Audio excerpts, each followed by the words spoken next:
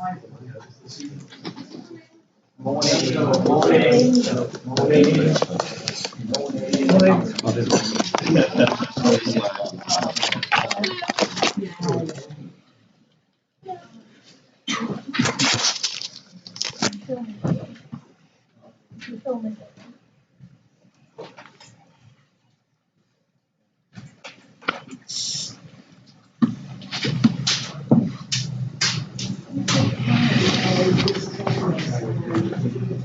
do you know what, Joe? Jeanette? Jeanette? Do you know where the toilets are? Oh, right.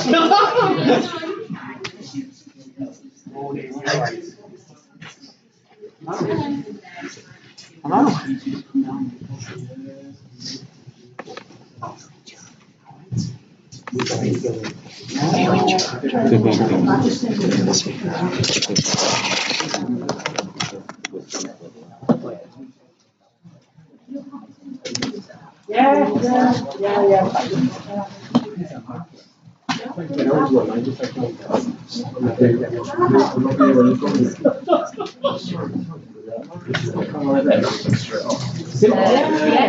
Yes, but we're going to have to be really careful with access to people because it will come in that door as well. All right. Yes, do it. Yeah. Anyone tricks up. Yeah, no worries. Direct them to you. Yeah.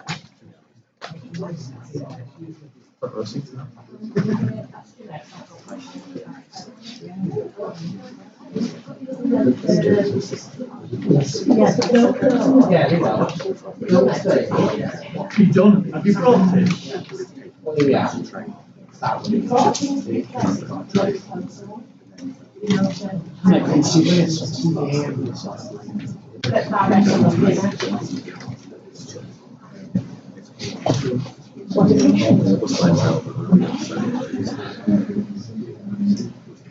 Don't say that.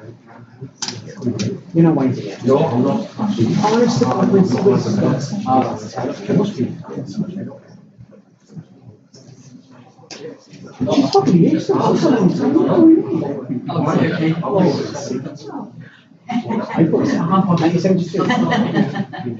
Best year ever. I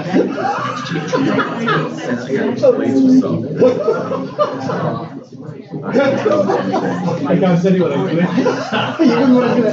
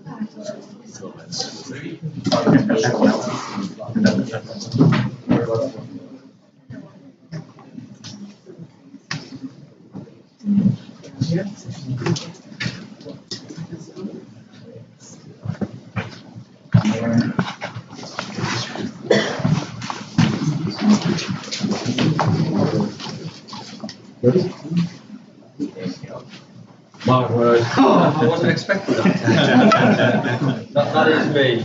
Damien and I were just talking, we're exactly the same age, but I've asked for whatever cream you're using. Very, very well. It's a well kept secret. I'm Graham Gorton. I'm one of the disability champions for the Ministry of Justice. My job title is the head of crime for the North East, so I'm a civil servant in the HMCTS in the North East. And I've been doing the champion role for about 5 years now, and it's really fascinating, and it takes me away from some of the stuff that I do with judges every day and with the partner agency, so I really enjoy it for a number of different reasons. I'm only going to talk to you for about 3 or 4 minutes, but I want to express probably 2 or 3 key things for today, really. One is the ability or otherwise for men to open up about issues that they are facing in the workplace and at home, and how we collectively within the ministry and everybody in this room works together to try and draw those issues out from men. So it's a focused day-to-day where you'll hear some really powerful speakers. It'll be interactive because Damien's here. It will be very interactive. You'll get a lot of, I think you'll enjoy it, and I think you'll get something from it. But I really do want us to come back to the focus about how we open up and break that stigma for our male colleagues. And just by being in the room, you've already set foot across the threshold on that journey, really. So that's one thing. The second thing to say is what we are trying to do across the ministry with Richard Heaton, the Permanent Secretary, and the Executive Committee of MOJ. So I've been to Expo a number of times over the years to get additional funding for mental health allies. So we started, morning, come in, just have a seat, we've just started. Just have a seat. No, don't worry. So we started the Allies programme 2 or 3 years ago now. And we started in the Legal Aid Agency and in HMCCS in the North East. We only had about, I think we had 9 or 10 allies at the time. The idea was to try and get something that was a support mechanism. So the acronym I use, or the slogan I use, is less is more. So listen, empathise, support and signpost. If we can do that as an organisation, it's quite interesting to see what benefit that can have. So I think we've had about 13,000 interventions from our allies now. We've got nearly 700 allies. All of the evaluation says that this is a good thing to do, it's the right thing to do, and the allies themselves really enjoy doing what they are doing, so it's really, really good. The next phase for us is we've got some funding now for a permanent band here, so Louise Martin is my band here, works directly to me. The task I've set Louise is twofold. One, to sustain and embed everything that we've already done, so we've got a reach of 27 business groups, 23,000 people. Our next big challenge is the prison service. So 40,000 people in a very interesting structure in the prison service for us to penetrate. And we've already started some work, so we're doing a number of different things with the prison service at operational level and at headquarters level to try and get a variation of themes that we're trying to deliver around the mental health space. My sense is that that's a really big success, the Mental Health Allies programme. I'd be interested, in the break or whenever you can, before I have to head back up north to talk to judges, whether any of you are allies and what you think of it and what you've got from it, or if you talk to an ally, it would be really helpful.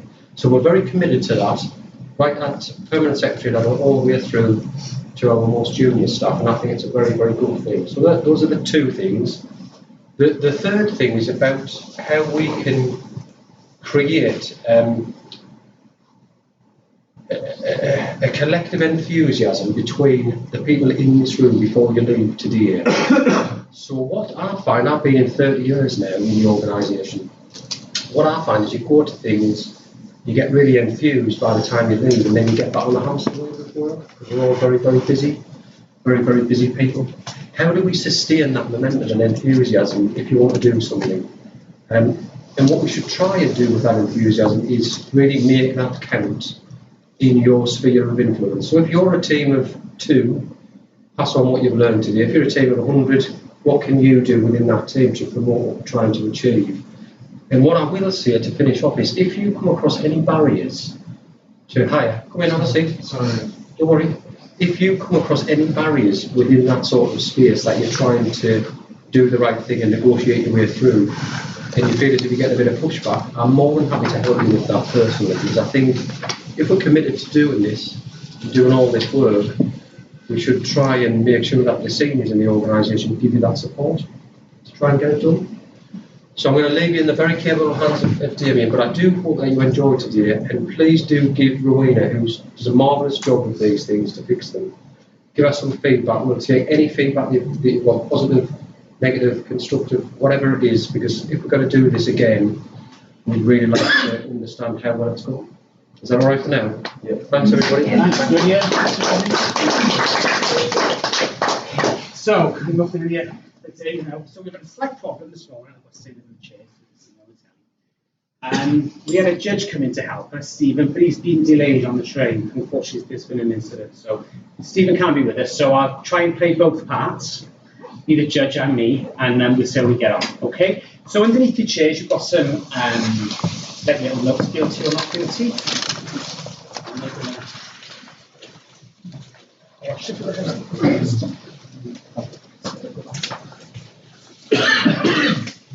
So, okay, we're going to start the conversation about men's health and think about what men are guilty of or not guilty of, okay, when it comes to looking after their own health. So at this point, I would have introduced Stephen, who was our judge. And here he is. Fabulous picture. But he's not here, so we'll skip on through. So the game's guilty or not guilty. I'm going to ask you, or give you some scenarios, okay, to think about. And what I want you to do is decide whether the men are guilty of it or not guilty of it, and hold up your things, your cards, with whichever you think is correct. And then I would have thrown over to Stephen, but I'll throw back to myself, and I'll give you the answer, and we'll go from there. So how's that? All right? Okay, so are we ready? Yeah. A bit loud, I think. Come on! Yeah, we're ready? Yeah! Right, here we go. So here's the statements to consider. Men visit their GP regularly or when required. So are men guilty of going to their GP regularly and when they need to, or are they not guilty of going to their GP regularly? So anyway, it's unanimous, not guilty. Right, okay, I'm going to tell you why. I'll put some evidence behind it. So, I might judge myself. So, yes, not guilty. A men's health study revealed that men in Britain visit their GP 20% less than women. Men see it as a question of maintenance, whereas men also see it as a question of repair. Men treat their bodies a bit like a car. Once it's burnt out, they'll fix it, but until then, they'll power on.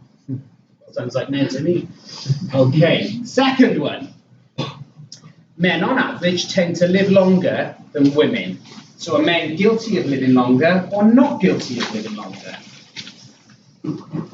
Hey, you're doing amazing, you mate, I've got to say. Top notch. So the verdict is not guilty. Women on average tend to live 5 to 7 years longer than men, according to the Centre for Disease Control. Just pop that in. And it makes me sound more important. Men are more likely to engage in risky behaviour, dangerous jobs, commit suicide, or die from murder or heart-related diseases. Do you think I sound like a judge? Yeah. So that's right, so that's the explanation. Next one now. Men are comfortable talking to each other about their health conditions. So are men guilty of talking to each other about their health conditions or not guilty? It's a bit easy, isn't it? He's right again. Not guilty. Okay, so not guilty. According to UK surveys, many men just aren't great about talking about their health. Which is obviously going to put their health at risk, because if you don't acknowledge what's going on and talk about it, how do you know that it could be an issue? Women are great at sharing problems and sharing things about their health. Then do a bit of catching up there. Men see it as not a masculine thing to do, and would rather talk about manly things, such as football and rugby. Imagine Fred Flintstone and Barney Rubble, but in more modern times. Do you think they would have that conversation about, oh, how are you feeling today? Barney, oh, not so good, Fred, I got less than women. Do you think are men guilty of drinking more or less than women?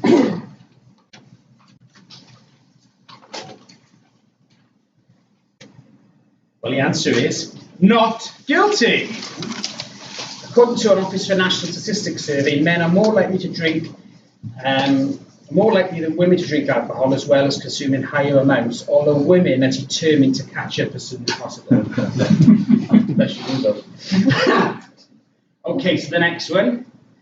Are men guilty or not guilty, right, on average, to get struck by lightning than women? Bit of a fun one. It happens. Guilty or not guilty? Yeah, God, you're doing amazing, I've got to say. Guilty it is. Guilty, I should say. Men are 4 times more likely to get struck by lightning than women, maybe because women wouldn't be caught dead on a golf course with a Storm 5 hurricane coming in, or maybe women are praying for them to get struck. Yeah, that's what he said, they get struck. Yeah, I'll hold them in. So yeah, they are guilty. Okay, the next one. So, men use the Ministry of Justice, which is the EAP, which is the Employment Assist Programme, more than women. So, are men guilty of using the Employee Assist Programme more than women or not guilty? I'll say not guilty it is, top notch. So our EAP services are very underutilised by men.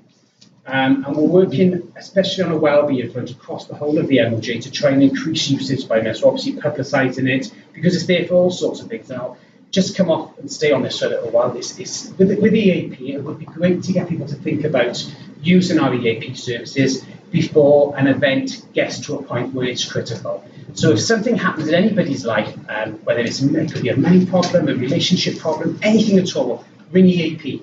Because that's what they're there for. They've got the counselling and they're all qualified, and they, whether it's on the telephone or face to face, just to listen to the issue, because it could stop it getting to a point where you have to go off work, or it causes you more concern or more worry than you really need to. So think EAP on everything, because that's what it's there for. It's a real support to us for both men and women, but particularly men, because they're really underusing it at the moment.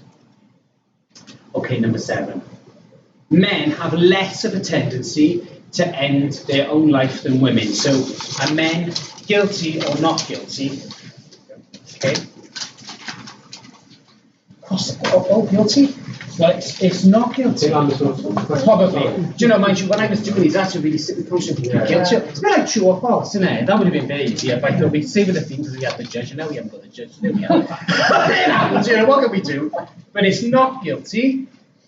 And of course, this has come from the Samaritans in the UK, and just saying that they're 3 times more likely to die by suicide than women, particularly between the age brackets of 20 to 49. The biggest killer of under 45 and older. Yeah, which is really, really sad. You know? So that's just something to think about these days. Well, some more. When will it ever end? So, guilty or not guilty, men are good at spotting the early signs of cancer, such as testicular cancer, prostate, or colon cancer. Yeah, not guilty it is. Okay, so as many as 5,000 men are dying unnecessarily due to a lack of awareness about their symptoms, because men are just not, like we said earlier, they don't talk, for one, so that could be something that contributes to it. Ignoring symptoms, ignoring things because they just think, oh, they can't face it, or they're too busy, or they've got to get on with their lives, they've got to provide, or they just haven't got time. They're notorious for ignoring the signs, and really it's about getting to know your body, accepting what's going on with it, and taking action is really the key. The earlier the better. So here's the next one. Men are happy to talk about erectile dysfunction with their friends and family. Guilty or not guilty? Yeah, nobody wants to talk if they can't get it out. So that's why it's not guilty. But why not? It's just a health condition like everything else. As many as 2.5 million men around the UK have some sort of sexual dysfunction. But anyone at any time can have this, and it's, obviously, fear not, things are looking up, and there are lots of things that can help. So speak to your GP and get things sorted, because it's goes up inside the syndrome. We're in more modern times. Okay, this is interesting. When guilty or not guilty, men think about their body image more than women. Forget that bit there, that's the source. Guardian. Guilty, not guilty. It's a bit split. Not guilty. Okay, so here we go. They are guilty of this. This is true according to the Guardian, which gives it away that other publications are available. Men's anxiety about their body image has led to some 38% of men conceding they would exchange a year of their life for a better physique. That's quite a big thing, isn't it? You give a year of life for a better physique. 80% of men compared to 75% of women have body image concerns. How things have changed. It's all those men's health magazines, we're all pumped up and ripped and oiled. Can't talk about it. Okay, here we go. Okay, 11. Guilty or not guilty, men never diet.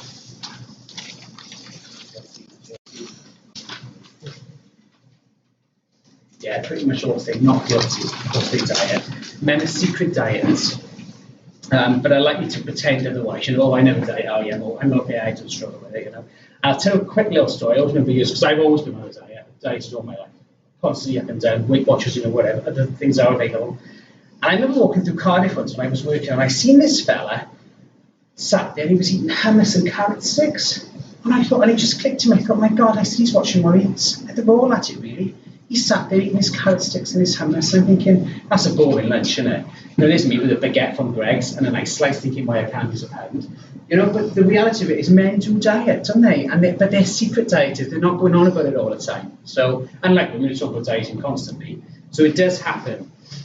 So stick to the carrots and the hummus sticks. That's my tip there. And the secret side. Okay, men speak more words a day than women. What do we reckon? Okay, let's have a little look. Not guilty. Okay, here we go. So clearly this is cut and dried. But a recent survey by a leading tabloid, so it might not be that reliable, may actually reveal that women talk almost 3 times as many words a day than men do. Women chalk up 20,000 words a day, men only 13,000. So if we talk more, maybe that'll help the men's health get a little bit better. Learn from the women. And then, come to the end now, men love to cry, guilty or not guilty? Okay, well, I'd say both on this one, okay? Because let's face it, when it comes to their favourite sports, the football or the rugby recently, we all know what happened there, we won't talk too much about it. But, the tears come. So I've seen the men cry. Remember Gaza on the football pitch, crying like a baby. So they do exist, but it's on very rare occasions.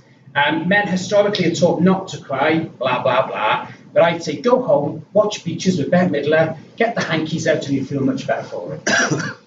And then our last one. Men are better drivers than women. So what are we saying on this tonight? I'm going to say to the judges, this is a honey verdict, okay? Because just a little bit of fun to end on, and I don't think anybody would make a judgment on that, particularly with women in the room. If you could look at that one. But that's just some scenarios to get us thinking about all the things that affect men and what they talk about, what they don't talk about, what they're guilty of, just to perhaps take the stigma away, make men more comfortable, particularly in things like cancers that can be completely avoidable, as it can with women, but women are more likely to be screened and take their health a little bit more seriously. And then, I know he's not here, but just summing it up, that's the fun bit over. Today's really about thinking about our health, trying to make men take it more seriously. It's okay to be emotional and not feel okay some days, and to be able to talk about it, because that can take the worries and concerns away. After all, men's health concerns everyone, whether it's directly or indirectly. So let's start looking after each other and start breaking the stigma that surrounds so many aspects of men's health. And I would have thrown over to Judge Stephen. Oops, that's not him, that's Judge Rinda. And there he is. And that's that session for it. Okay? Right. So any questions on that? Just goes talking, isn't it? So our next part is Philip Exdale. Go with Exdale. Okay, and Philip's going to talk to us today. So I'll hand over to you. Thank you very much. All right. I'll take. Do you want to okay. Otherwise it won't move me. I was a kid for you. Don't you want me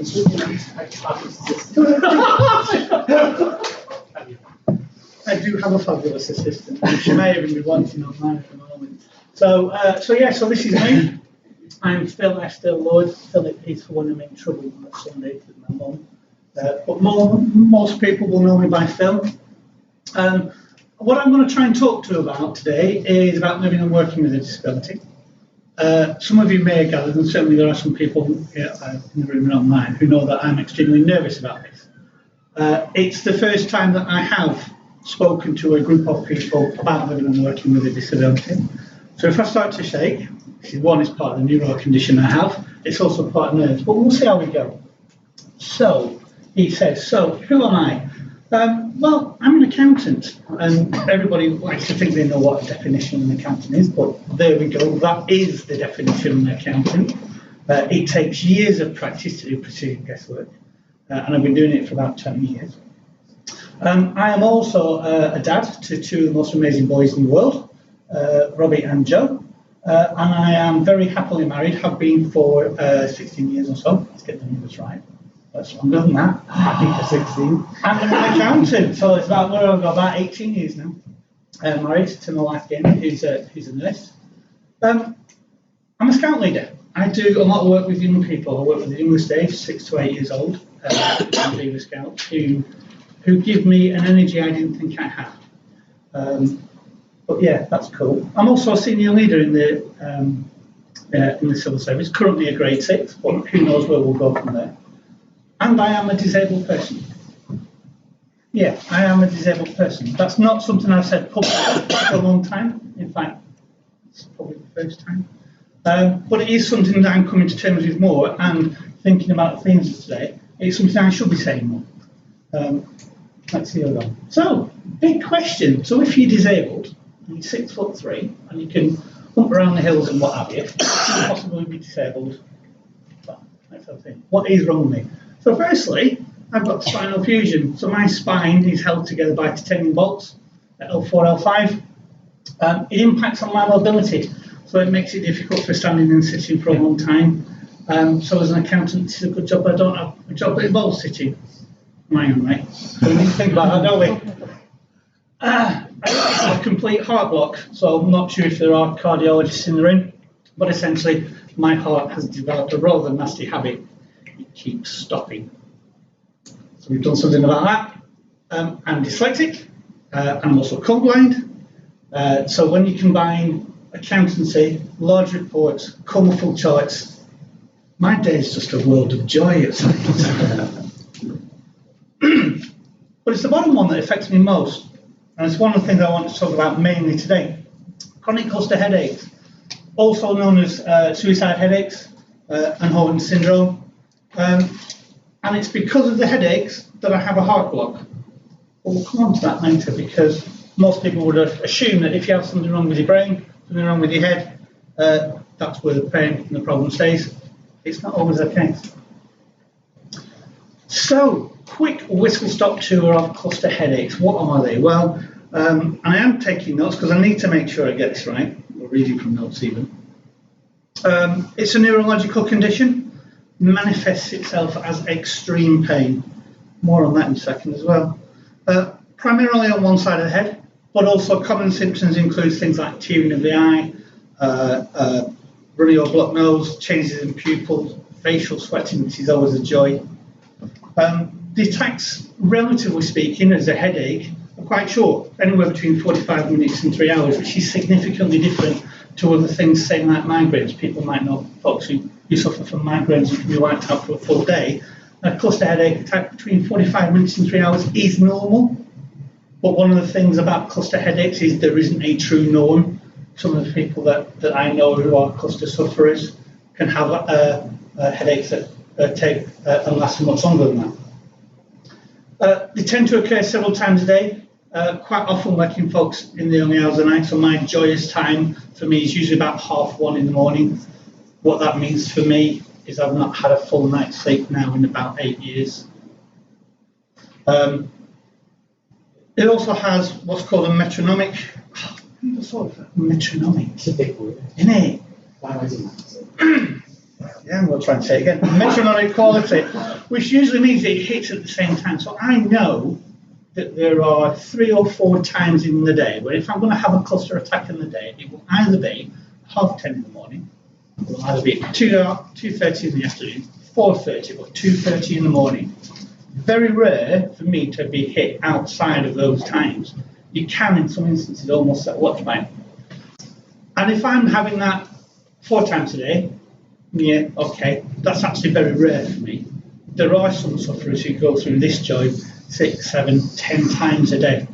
And that's really terrible. The 2 types of the condition is episodic and chronic. So episodic usually means that an individual will have a bout of clusters. It might last for a few weeks, and then they stop having those headaches. Sometimes they're looking at it might be another sort of 10, 11 months before they start again, and it's usually always at the same time of year for them as an individual. There are, however, a group of sufferers that are referred to as chronic sufferers, and they don't get that rest. I fall into the chronic category.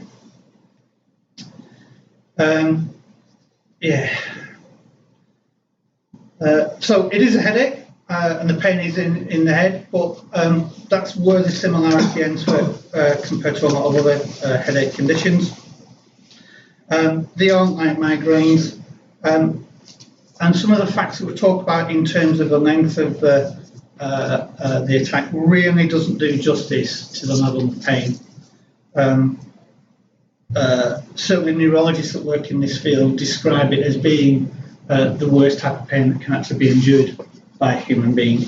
And there are a number of cases where that endurance becomes too difficult. On a personal level, someone once said to me, well, what does it feel like?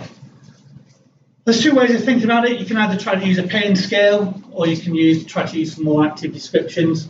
So on a pain scale, I assume some of us, when we were younger, we might have liked to go out for drinking, and we might get particularly messy, and you wake up the next day and you have the most outrageous, I want to die type headache, and you think this is terrible.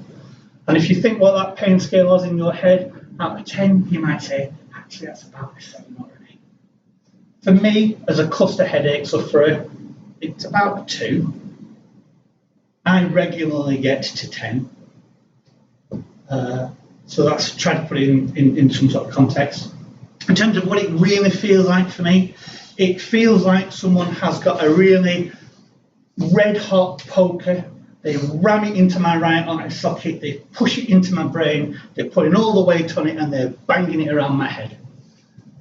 And they keep doing that for 45 minutes as a minimum. And it's knackering, and it hurts. I'll tell you what I can do about it in a second. It's known by different names. Talked about suicide headaches, and sadly, there are a number of individuals, again, mainly men, who have taken their lives to escape the pain. Since my diagnosis, I'm certainly aware of 4, 5 guys now who have taken their life in order to escape the pain. There was a case recently, a couple of weeks ago. He had a number of other issues, but one of those things was this little bugger. And interestingly, in terms of how many folks, is it common? Well, no, it's not. Somewhere between 1 and 2 people in every 1,000 in the UK, which I'm told is slightly less than sort of MS, but I'm not sure if that's right. When we first did the sort of studies, that's where it was pitching. The impact and the experiences that folk who suffer from CAH is very, very different. So there are people like myself who will have normally 1 attack a day, if I'm lucky. In the quieter times, in the quieter months, I might only get attacked 8 or 9 times in a month. In the summer months, 23, 24 times. And I still consider myself lucky. I know individuals who are chronic sufferers who are being attacked 8, 9 times a day, every single day. And I've got a hell of a lot of respect for those people who keep fighting through that. If you work with somebody like me who has cluster headaches, or you have a family member who has cluster headaches, you'll probably never see them having a full-on attack. Because what we don't like to do is be the centre of attention. And what we want to do is actually get away from it. I don't want to be seen at my worst. You saw earlier, I've got 2 young boys. They have seen this thing affect me, and generally I will find a quiet space in the house, although both of them know how to set up my oxygen. I'll talk about that in a second as well. Quite often, if I'm in workspace, I get to use the disabled toilets a lot, because that's where I can scream, or I can cry, or I can bang my head against the wall, whatever it takes to make the pain more manageable. And interestingly, one of the most difficult things is can't cope with answering questions whilst in an attack. And there was a case for me recently. I started working in HMP Kirkham, and it was probably about 3 or 4 months ago, and I was having a bad day, and I was actually having an attack. And at HMP Kirkham, I have my own little office, which is great because it gives me that private space in order to manage a cluster attack.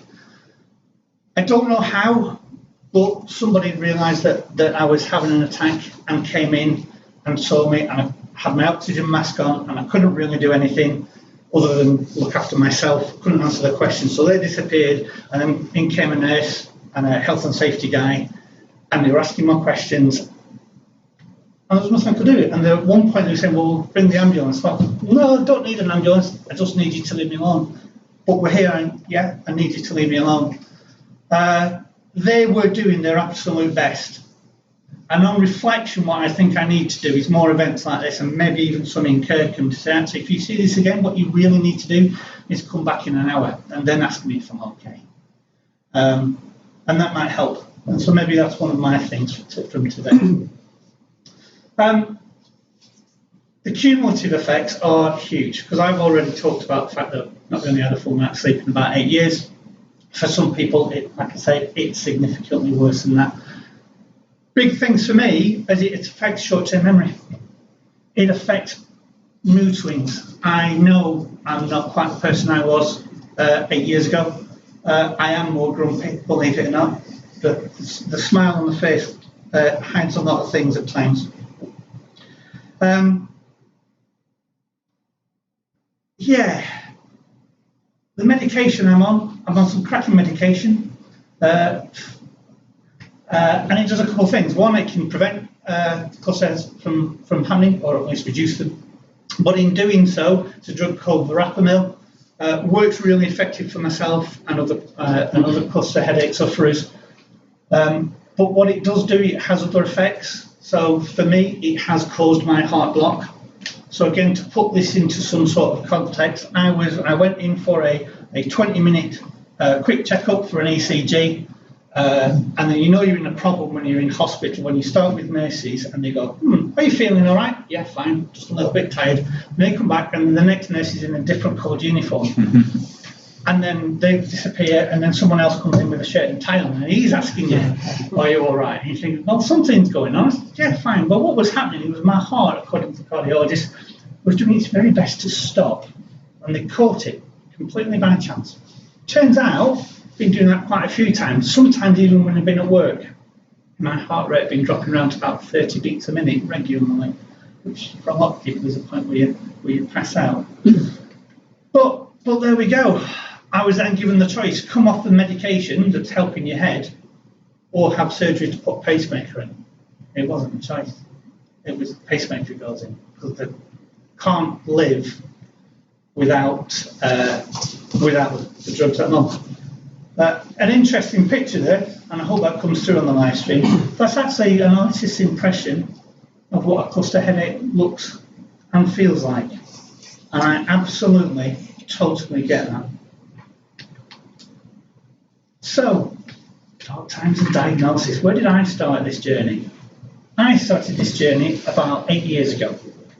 And it came completely out of the blue. Literally 2 o'clock. One morning, bang, major headache. Thought I had been attacked. I genuinely did think that somebody had hit me in the head. My wife was working nights, so it couldn't have been her. Yeah, I hope she doesn't get the link for this. But clearly, sudden onset, massive headaches. It became quite a scary time because I did actually go to the GP. But not on the first day. After a couple of weeks of this happening, needed sorting out. And then quite quickly they said, well, we've got to rule out some really big scary stuff. So it was MRI scans of the brain, there was CT scans of the brain, and all that sort of stuff, which happily one proved there was one, and two proved that there wasn't anything growing in there that you would have want. So that was a good thing for me. But as with most sufferers, trial and error. That's the way the diagnosis runs. Rule out the horrible, big, scary stuff, and then look for the more interesting stuff afterwards. All the time, whilst not having a diagnosis, not having any decent pain relief or mechanism to stop these attacks. Because it's not a headache that can be stopped by take 2 paracetamols, a couple of brews, and lie down, and you'll be fine. The headache. The stuff that I'm on, we'll talk about in a second, is quite some significant stuff.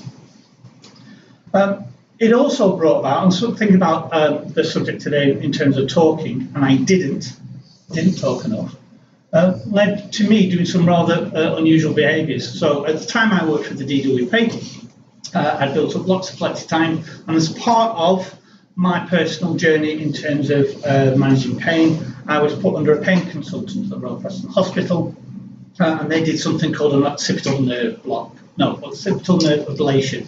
And essentially, they burn the nerves out from your head. So the theory is, if you take away the nerves, you can't feel anything, you can't feel the pain. Result. So what did I do? Well, I took flexi leave. I went in for surgery on Friday, had the nerves burnt out. Monday morning, back in work. How was your weekend, Phil? Oh, fine. And that's how I dealt with it. Because I'm a big guy. I used to play rugby. I used to play rugby for the army. It's just a headache. All these things are sweeping under the carpet and they're building up. And at this time, it's becoming really, really difficult. But then I had a chance conversation with somebody that worked for me. An amazing young fellow. He'd love to be called a young fellow. Amazing guy called Eric Duncan. And I will always remember his name because he was the turning point for me. He worked for me, retired now. And he said to me, how are you getting on with your headaches? Any cure yet? And he's got them sorted. Still a nightmare. And he said, I've been thinking about this because you sound very much like my next door neighbour. He's got something called cluster headaches. And, oh, cool, what are they? He went, no idea. Okay. So at the time, my wife was a research nurse. So I said, cluster headaches, what do you know? She said, never heard of them. Because they are so rare. So straight away, out comes the laptop, onto Google, bingo, cluster headaches. Started reading through it, started thinking about the support. And initially, quite interestingly, the pain consultant that was under said, oh, I can't possibly be cluster headaches, far too rare, you won't have that. But if you really insist, I'll send you to the neuro specialist. Spent 20 minutes, best 20 minutes of my life in the last 8 years, maybe. Got to be careful there, But in that 20 minutes, the neuro said, this is absolutely typical of cluster headaches, what you are showing. He said, but there is only one way of really testing it. One, I'm going to cause you to have a headache, and then I'm going to stop it. Okay, well, that's under this. So he did. He actually induced a headache, which is not a very good thing to do. So, GTN spray, used for heart, used for people with angina. Because the active ingredient in that is nitroglycerin, that actually triggered the headache. But there are other triggers for the headache. So for me, and we'll come on to it, for me, alcohol is a huge trigger. So I can get from feeling fine to the worst, most outrageous headache I can ever have on less than half a pint of beer. And for an ex-rugby player, that's a hell of a So, got the treatment. That then put me onto a series of medications. So there's two types of medications. There's a preventative, which is a drug called verapamil, which helps reduce or stop the number of attacks from happening. There are others out there, which again, through a process of trial and error, tried. They didn't work. I ended up with verapamil. Works for me. I also have two things that are called abortive. So in the event of a major attack, which is one of the reasons why I need this bit of space, is I have oxygen. Oh, I nearly swore on the camera then. My oxygen cylinder's on the desk outside. So in the event of a fire, we need to go past the desk to pick up it. Normally it's everywhere with me. Little steel tube, I'll go and get it later. So oxygen is a brilliant thing as a preventative for me. And also a drug called sumatriptan, which is an injectable medication for me. It comes in different forms, but I use an injectable version. And importantly, is also one of the reasons why I need a bit of space, because as I had somebody from health and safety in the room in HMP Kirkham, I said, well, I really, really need you to leave right now. He said, why? I said, I need you to leave, but I need to be with you. Fine, I'm about to drop my trousers so I can inject myself. Can I please have some pride? Oh yeah, okay, I see. I made him run. But get to diagnosis, got some decent drugs, started to see an improvement, but more importantly, I then was able to start making connections with people like me. And where I am at the moment, in the civil service, as an accountant, senior manager, there aren't many like me. So, where did I get help from? So, the first one was from an amazing organisation. It's a charity patient organisation called OUCH, which is the organisation for understanding cluster headaches. They're a patient access group from the NHS. We have patronage by a guy called Professor Goldsby, who works down in London. And they do a phenomenal amount of stuff. They have active Facebook pages and all those sorts of stuff. And there's a real community around sufferers supporting each other.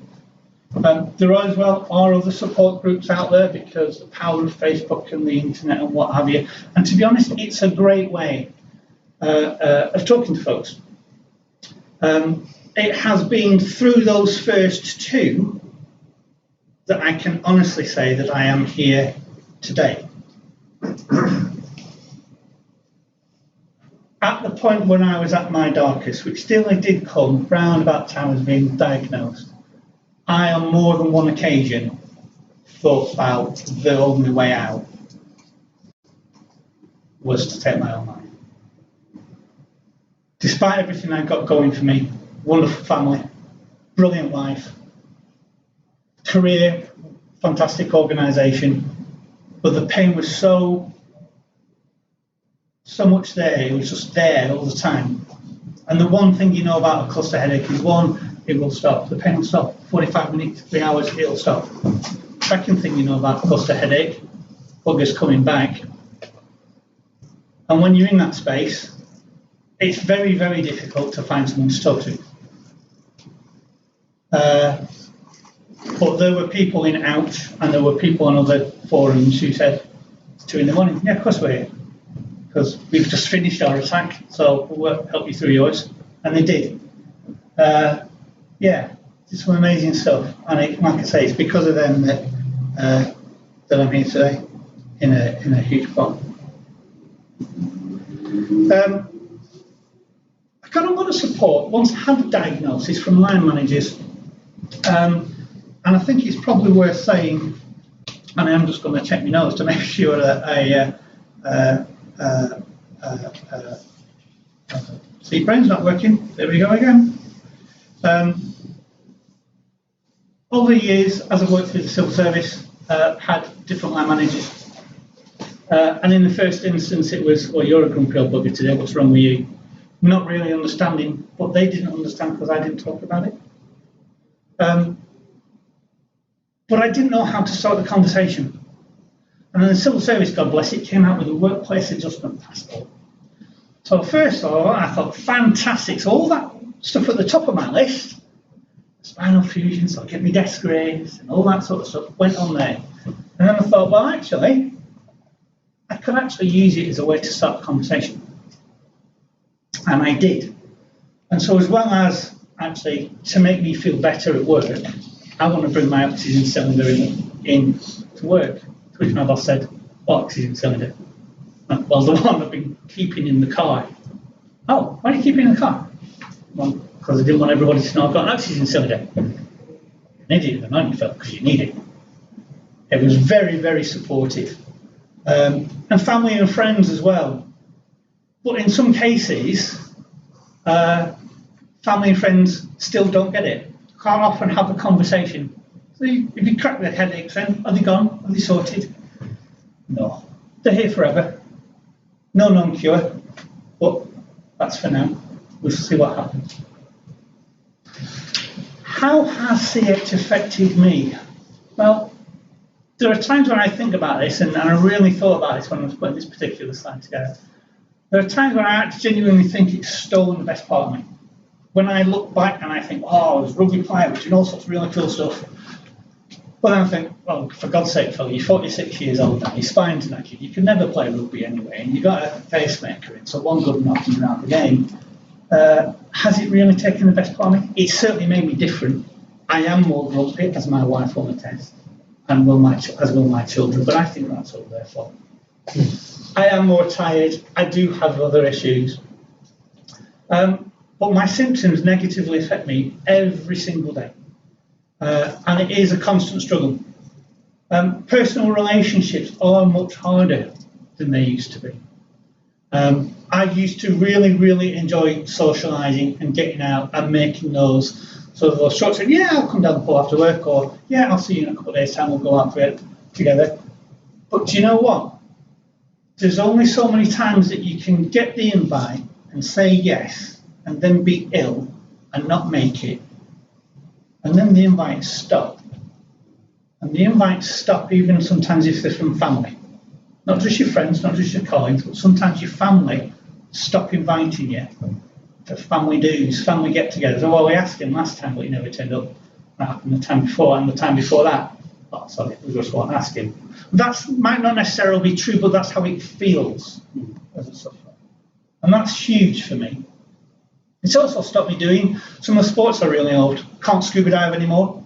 Can't play rugby anymore. Which is dodgy knees as well. I didn't mention that, did I? So that's probably not such a bad idea that I'm not playing rugby. But it's also taken away something else from me. So I used to shoot competitively at target rifles. And I was on course to be part of the Great Britain squad for the 2020 Olympics. It can't happen now. It can't happen now because the drugs that I take to stop the headaches are actually on the banned list of substances. Because what they do is it drops my heart rate, which actually in competitive shooting is exactly what you need, a really calm, slow heart rate. But if you're doing that through chemicals, it makes it illegal as a competitor. So it's like, yeah. But then here's the other thing. Was it actually made me better as a person than was a leader? And when I thought about this, at first I thought, I'll just throw it down. I thought, do you know what? It might have done. Because actually, I believe now I am more empathic than I was. I think about other people more than I used to do. I certainly consider invisible disabilities. Not just because I have one, but primarily, that's why I first started thinking about it. But a number of years ago, if I'd arrived at this building, I would have thought absolutely nothing at all. And even if I'd had visitors, I'd just say, right, come on then, I'm leading people upstairs. I would not have said, are you okay to manage the stairs? I would have said, this is the way to the office.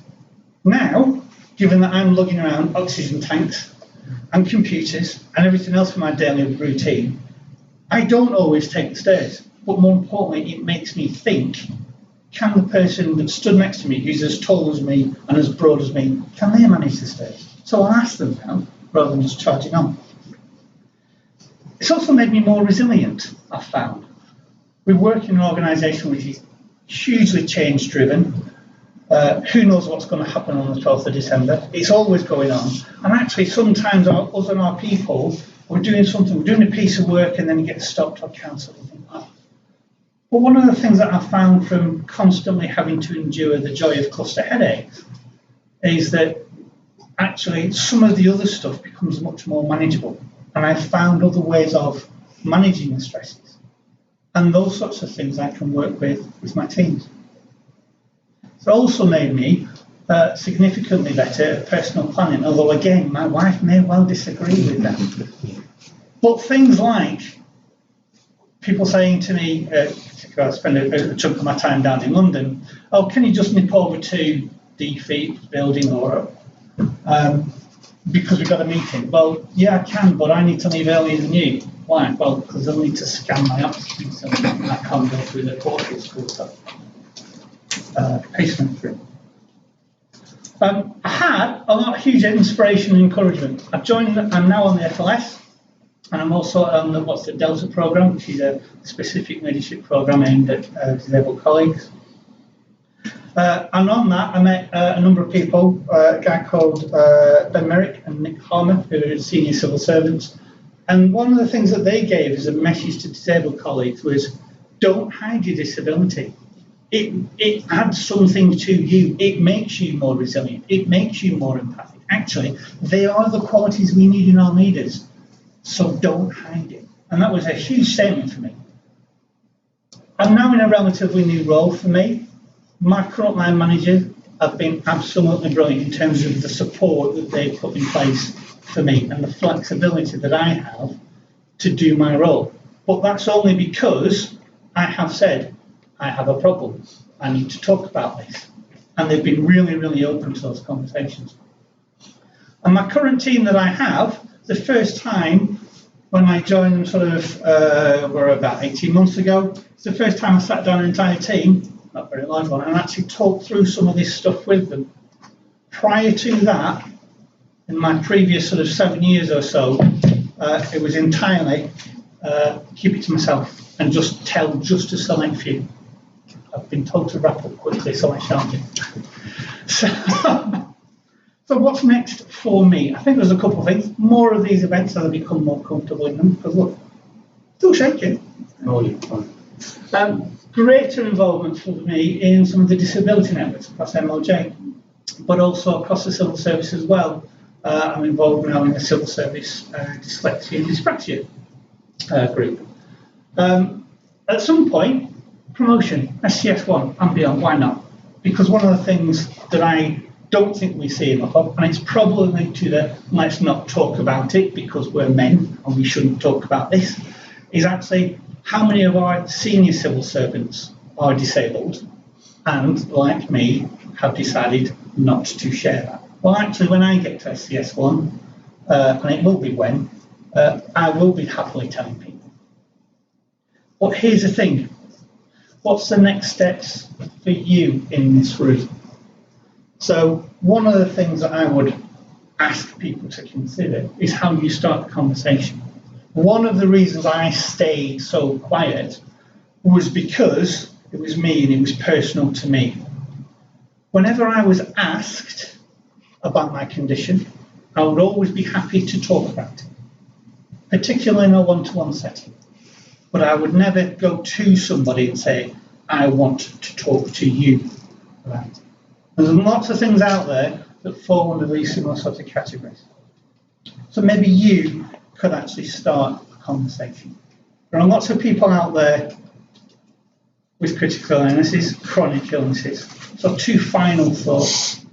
For me, the one I'm going to try and work it out, the one on the left of the screen, the chronic illness point, is something that's quite important to me. Please keep asking them. If you have people, family members and friends who keep crying off because they're ill, all right, keep asking them, because the invite means a hell of a lot. And this is one of my personal things that I always keep in mind. On a really, really bad day, when things are always going wrong, when my head is at its worst, when I can hardly string a sentence together, and I'm in so much pain, I'm thinking of ways of making the pain stop permanently. I have a 100% track record of getting through those bad days. And that's not bad enough. And I'm done. Can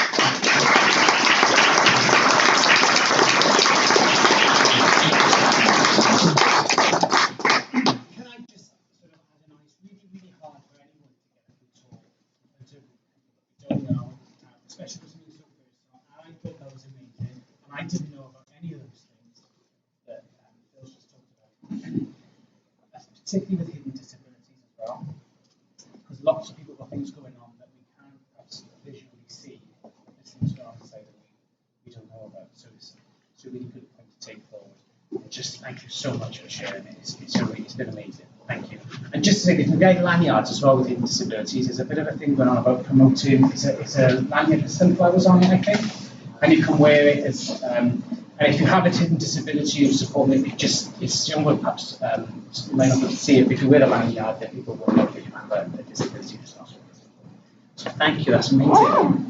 Sorry, I just wanted to ask Phil a couple of questions, but are you all right? Yeah, sure. Do we have time, or I'm going to it's like really, really quickly because we need to be into this. So I just wanted to say that it was interesting that your symptoms that you had are actually not dissimilar to depression. It's an interesting overlap there. So a lot of people with cluster headaches also have depression as well, and anxiety, and that is something that in the past that I've had help with because of, like I say, it's a weight, it bears down on you all the time. The other thing was I was interested about you being an accountant and having dyslexia, because there is something that people don't talk about as much, but have you ever heard of it, like a numerical form of dyslexia? Yes, and there's a name for it. Because I've got it. I can't remember the name for it because my short-term memory doesn't work so well. I know a little girl who's got it. Yeah. They get the numbers in the wrong order. They remember them in the wrong order. It's common. But there are ways around it. With dyspraxia and dyslexia particularly, there's a lot of stuff we can do these days. And more than happy to have another conversation with you outside, but I suspect you know a lot of stuff I'm going to say, but happy to, and maybe that's a conversation for another event. Yeah. That's great, thank you very much. And just to push the workplace passport as well, because they're really useful, because once they're in place, it goes with you wherever you go, the passport goes, and it should be reviewed every year, kept up to date, with improvements or things that haven't improved so much. Get it on your passport, so then if you do change job, change debt, change flow, it goes with you. With the whole rigmarole explaining again, it's all on your passport. The new line manager sees it and they know where it goes. Where do you get that passport from? If you put it into the search engine on the internet, it'll come up with your workplace passport. If you get any problems, if you just take my details at the end of the day, and I will send you the stuff as well. All right? If we send that presentation around, there should be a link to it. And we can share the presentation. Everybody's happy. Okay. So our next speaker is Luca. Luca Daniel. He's going to talk to us. He's a lifestyle coach for men, and he's going to give us an inspiring talk today. So you're okay to go? Yeah. We're going to do a little bit of a move around. So do you need this? And then just take it forward and put in the right little bit. And look at it, so it's a little bit. Just look at it.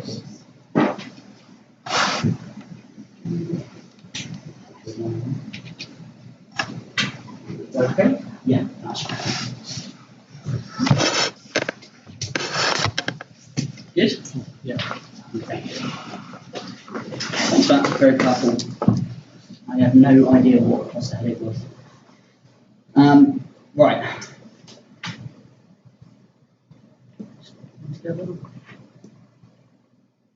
Right. First things first. All right. Thank you very much for having me. It's a really good opportunity to be able to come and stand and meet new people that are interested in the similar things that I'm interested in, to personal development, masculinity, health, energy, all of these things that collectively improve us as a humanity. So thank you very much for having me. And I've only got 25 minutes, so I'm going to be very brief, okay? I'm going to get to the point. There are a few anecdotes, a few stories that I'll chuck in there, but I'll cut them down massively to make it very short for this presentation, okay? So, no PowerPoint today, all right? My name's spelled with a C, by the way, whoever did this. No, just kidding. And yeah, so no PowerPoint today. We've all had Death by PowerPoint before, okay? It's not ideal, all right? It's okay if you're doing it in an intellectual format, but then again, this subject that I'm going to give you is more of a personal nature, and it's a lot more appropriate to deliver it in this format, all right? So it's going to be me, my heart, and my notes right here, okay? So first things first, a formal introduction to myself. My name is Luca Daniel, and I'm an international lifestyle coach for men. I've traveled all around the world coaching programs and boot camps in every continent across the world apart from Antarctica, and my mission was simple. My mission was to find men that specifically had depression, that had anxieties, that had insecurities, that felt a lack, and was to understand the intricacies of the psychology behind why that was, be able to reverse engineer what was happening, and be able to diagnose it very quickly with practical, simplified advice, okay? And essentially turn a cub into a wolf, if you will. A man with his shoulders back, his feet grounded to the floor, his head up, deeper voice, making him into his own, right, rather than following the sheep pen. That was my mission. I love adventures, I love parties, and that's on one end of the spectrum. And on the other end of the spectrum, I also love to be alone, okay? And I think that's one of the biggest testaments you can have as a man, is being okay alone, okay? How are you when you're alone? Do you need people's attention to make you feel validated? Do you need people to feel comfortable, okay? Are you okay alone? All right, think about that one for a second. Prior to this, I served 7 years in the infantry as a British soldier, and I also was a fitness instructor in the army as well. And after lots of training, after various fitness assessments, and after 2 tours of Afghan, I managed to find myself slipping into a deep depression, okay? It was nothing to do with the actual war itself, coincidentally.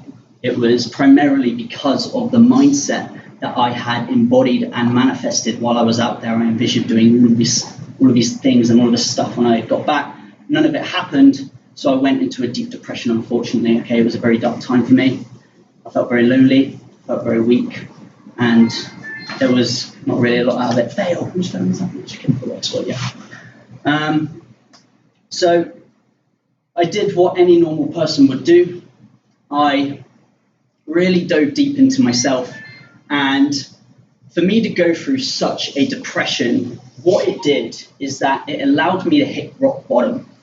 And what I came to realize is that rock bottom for some of us is the best place to be, because people are generally living in the center, okay? And if you're at the top, you're high on life, you've got good finances, good relationships, you may have a really nice girlfriend or boyfriend, and you're happy with where you're at, all right? In the middle is probably the worst place you could be, because things aren't exactly where you want them to be, but they're not exactly bad enough for you to make a change, okay? They're just okay. Things are just comfortable, okay? Whereas I wasn't there anymore, I was definitely at rock bottom.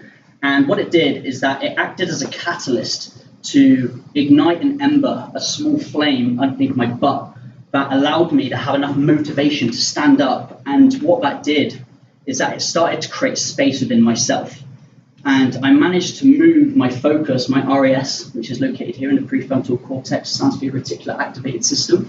And you actually focus on that part of your body, that physical emotion that's happening within your framework of your body.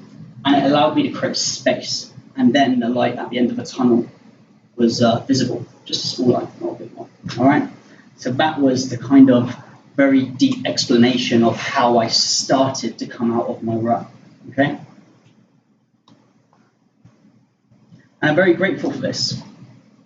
I'm very grateful for that experience. And now that I'm out the other side, I had many different experiences that allowed me to really truly understand why that happened. And now I know exactly what it is that I want to do in life, and I know exactly how I want to approach and what type of person I want to be, what energy I want to give off to other people and into the world. And it's actually the best feeling in the world, because when you've been down so low and you come out, it's like the cliche saying, and it's cliche for a reason, is that what doesn't kill you makes you stronger. Okay, and that's pretty cliche, and it's meant to be like that. So for the next 15 minutes, indulge me, allow me to be your cognitive concierge, if you will.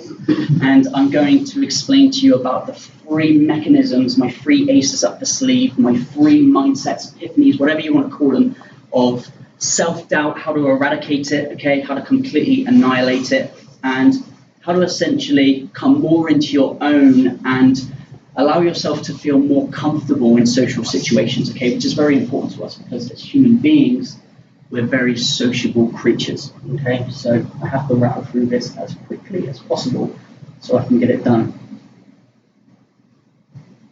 Right.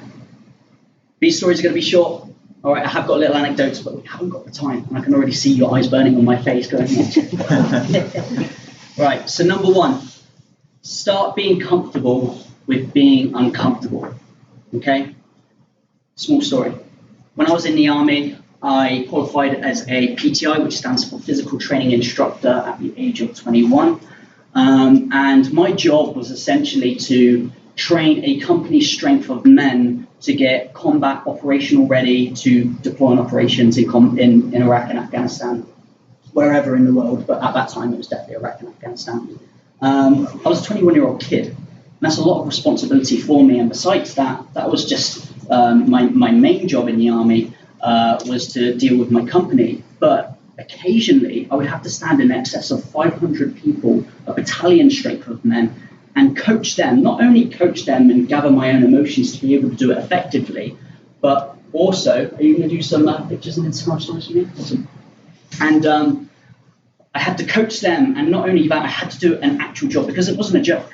Like, this is real life. It wasn't a joke. I was 21 years old, and I was put in a situation where I had to then coach other men to be combat ready. A lot of pressure. So I had a lot of dealings with my own emotions at that time, and I realized I just was not comfortable. Like, it was so hard. It was so hard to feel comfortable in that situation. And the thing is that when you're comfortable, you can relax, and when you relax, you can be creative, and when you're creative, things just come up. You're in the flow state, you're in the zone, right? Which is, I'm sorry, you're getting in there now. I haven't done a public talk for about like 6 months, so it's going well so far, I think. So, that being said, I had to be comfortable with being uncomfortable. And when it came down to it, I actually realized that whatever I resisted, it just kept going, okay? Whatever you resist, persists. Good little way to remember that, okay? And I tried to remember that, okay, things aren't bad, people aren't judging me, but again, your emotions take over and you start to tell yourself these little stories, and it can overwhelm you, okay? So by telling yourself, just be comfortable with being uncomfortable, you give yourself a choice. So you're not trying to change the uncomfort, but you're okay with the fact that you are uncomfortable, okay? Does everyone follow me with that, okay? So you are choosing, you're making that practical choice in your head to be comfortable with that uncomfort. The mistake you're making. So the mistake you're making, you collectively, the audience, the lovely people on the other end of a live feed, okay? The mistake that you're making is that you're trying to do two things. You're trying to either change it or you're trying to distract yourself. Now, changing it happens within an instant. So you're trying to change the emotions, you get angry, you get upset, and you try to force yourself to stop feeling that emotion. Does it ever work? No.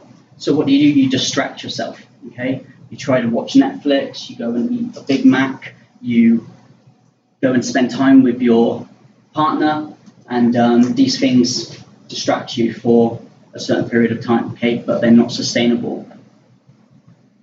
Quick drink of water. So, the solution. What's the solution to this? Well, the solution on the intellectual level is to say to yourself, start being comfortable with being uncomfortable. Because then you affirmation it to your brain, and over a period of time, your brain starts to compute what you're telling it to do, and it will naturally change over time. Okay, so you start being comfortable with being uncomfortable. What you do on the emotional level, and if you ever really want to truly feel anxiety, it's around 5 to 6 inches above the belly button, and it's located around this region here. And if you actively put your focus into that part of the body, it feels like a warping sensation like that. That's what anxiety feels like to me anyway, and to a lot of other people that I've coached. And basically, you want to surrender to that feeling. And that's an emotional action that you can do. And when I mean surrender, I mean that you actually have to feel that part of your body, and you have to surrender, like be loose with it, like swimming in a stream. You're not swimming against the current, you're going with the current.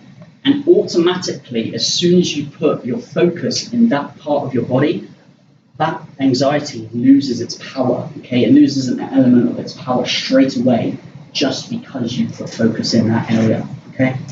Good, so start being comfortable with being uncomfortable, number 1.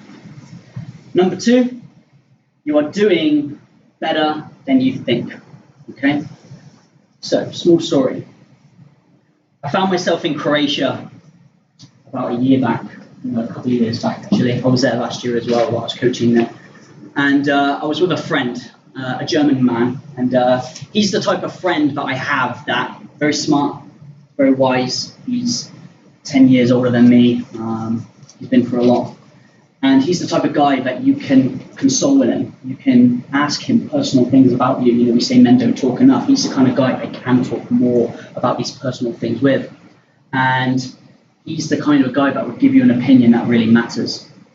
And with this, I said to him, hey man, today I just did not feel comfortable at all.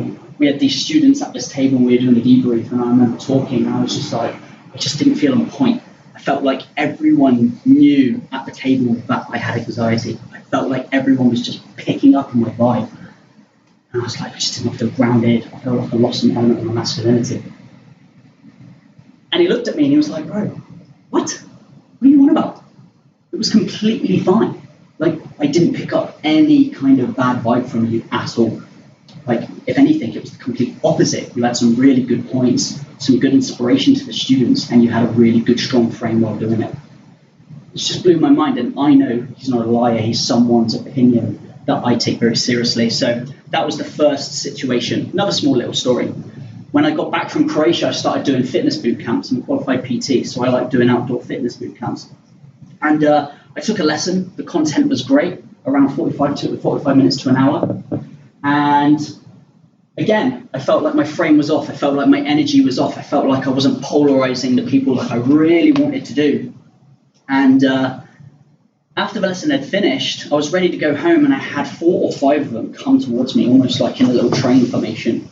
And 4 out of the 5 of them said that it was an incredible lesson. They had such a good time, and you could see the X factor in their eyes when they were saying it. They weren't lying. They didn't need to give me that feedback. They felt really good. And one of them said it was one of the best lessons she's ever had. I'll take that.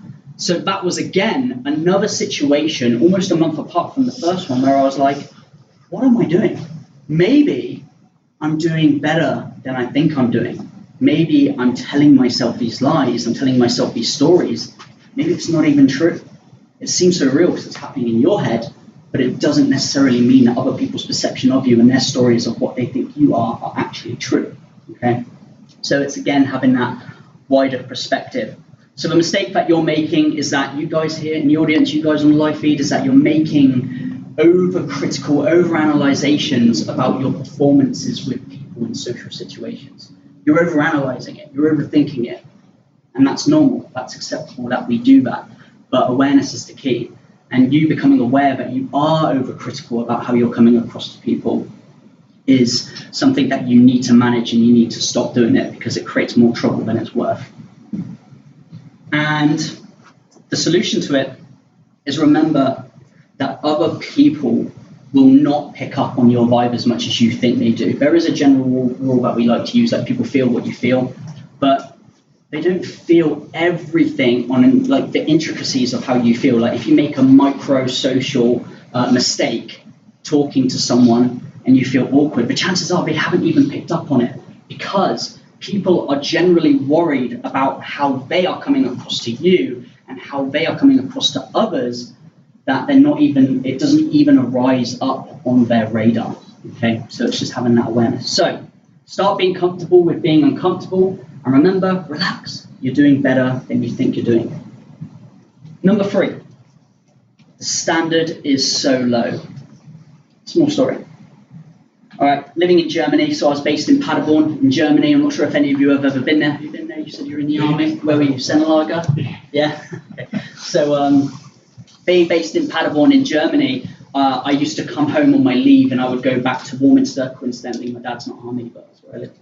And I would meet up with all my old friends from school, and I would see them in the street and in the pubs and the clubs and whatnot. And naturally, you would ask them how they're doing, how things are. They would see my Instagram feed, they would see my Facebook feed and notifications, so they knew what I was up to, but I didn't really know what they were up to. And I would speak to them and ask them how they were, and a lot of the time it would be the same old, and I'm sure lots of you can relate to this when you go back to your hometowns. Oh, nothing much really, just, you know, is what it is, job, pays bills, girlfriend's doing my head in, boyfriend's doing my head in, whatever.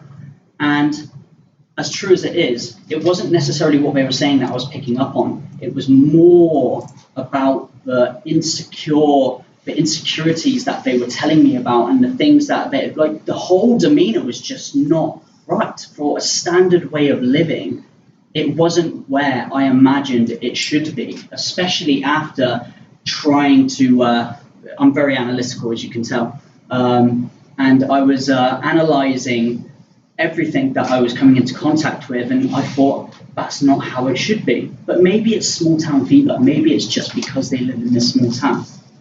After that, I went traveling. I left the army in 2016, and because of everything I told you previously, I had mentors. I had guys that were 10 to 20 years ahead of me, living the life that I want to live, that I was basically following, basically by proximity, trying to get what they had. Even a third of it would have been good for me. And when I started traveling with these guys, my mindset changed. And when I started to work with students from all around the world, and I literally mean from everywhere, I started to see the same patterns from them living in Dubai, or coming from Japan, or coming from America. They were saying the same similar things as the people from back at home. And it hit me that it's not actually a specific region. It doesn't matter where you are stood in the world. What matters is that people have the same problems everywhere. Okay, the same issues are everywhere. Pain is universal. Okay, fear is universal.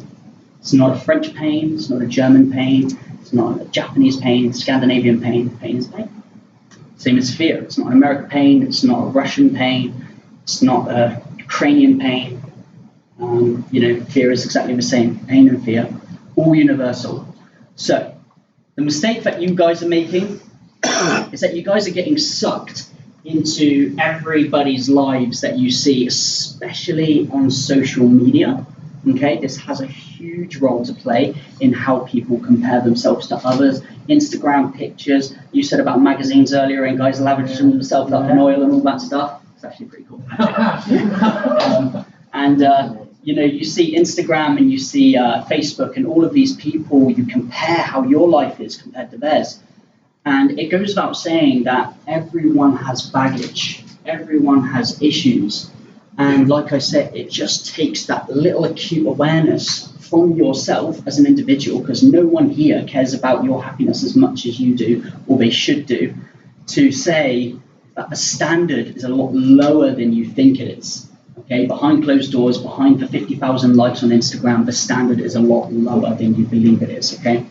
Now, the solution to this is to understand that principle, and I'm not telling you now to feel comfortable with that and take comfort in other people's depression and think, oh, other people are depressed. That means I can, level myself up.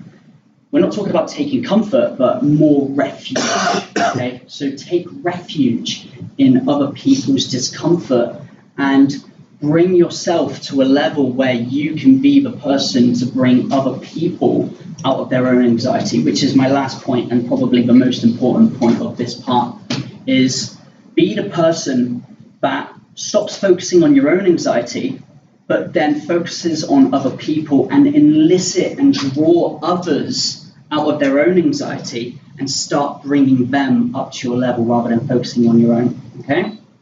So, start being comfortable with being uncomfortable, understand, relax, you're doing better than you think, all right? And remember, the standard is so low, all right? I probably don't have any time for any questions, do I? Sweet, go for it. No questions, I've blown you all away, fantastic. All right. Sir. Being comfortable, being comfortable. Can you give us an example of my brain? Sure. Right now, me stood here. Do you think I'm comfortable? Absolutely not. I haven't done a public talk since last year. And even then, I've got not really much experience in talking in public. I'm not really a big marketing guy. I'm the type of guy that enjoys the interpersonal, very close connections with my students over long periods of time. And I work in a team of guys, I have done work in a team of guys. I now work with one guy who just started a new company. I'll tell you about that in a second. And we coach guys for a week long, all around the world to, again, build their masculinity and become more grounded and find themselves, similar things that I went through. And they're the kind of things that I go through. So I haven't done much public speaking at all in my life. And again, I use these principles as my ace up the sleeve. This is what I draw out like cards. I'm like, throwing one to you. And I will literally say these things to myself.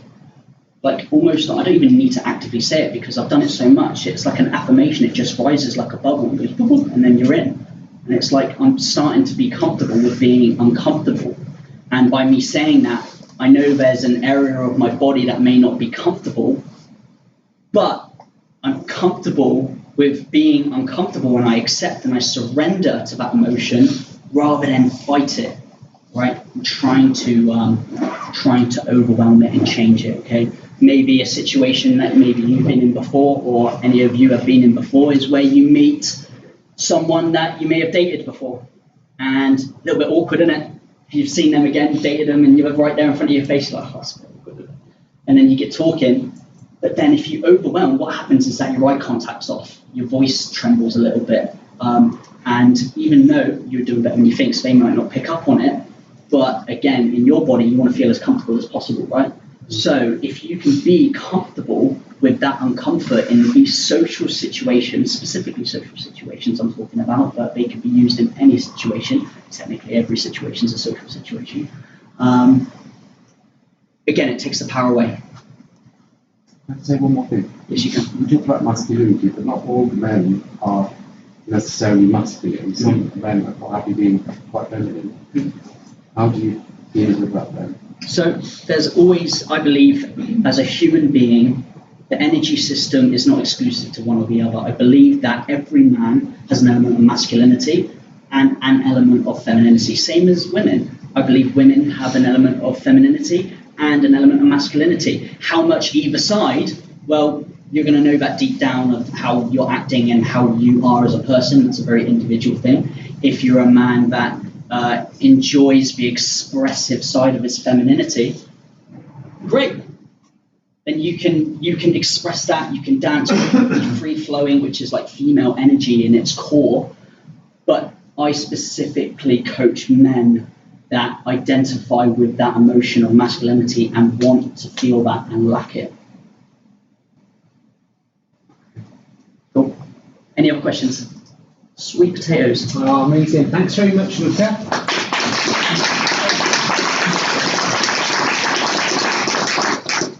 Again, another great talk. Some great questions as well. And thanks for coming. Are you sticking around all day as well to the end of the session? Yeah, I'm going to write my Instagram on the board. Brilliant. So we're going to follow get more tips and different names on the Instagram page, which is great. So what's our next bit? Oh, Stephen's going to talk about that. So, before we go any further, I'm going to introduce now my judge that unfortunately couldn't make it this morning, so I had to do the guilty or not guilty. I just want to come to Stephen. Yeah. So this is Stephen Leslie. I've got my robes with me, but I was going to wear them, but sadly there was a fatality on the line, as you may have been told, and so I've come via Sheffield, etc., and late trains. So I'm here. I have owned a house in Costa Brava for over 25 years, and I thought that the charity Calm is such a good charity that I would loan. I don't want to say give because then people might think they can keep it. I would loan my house in Spain, and I discussed it with Roe and others, and what was decided was that we would raffle it. I thought £5 was too low, other people thought £5 was too high, but we've settled on £5 for a raffle ticket. Now, what does it do?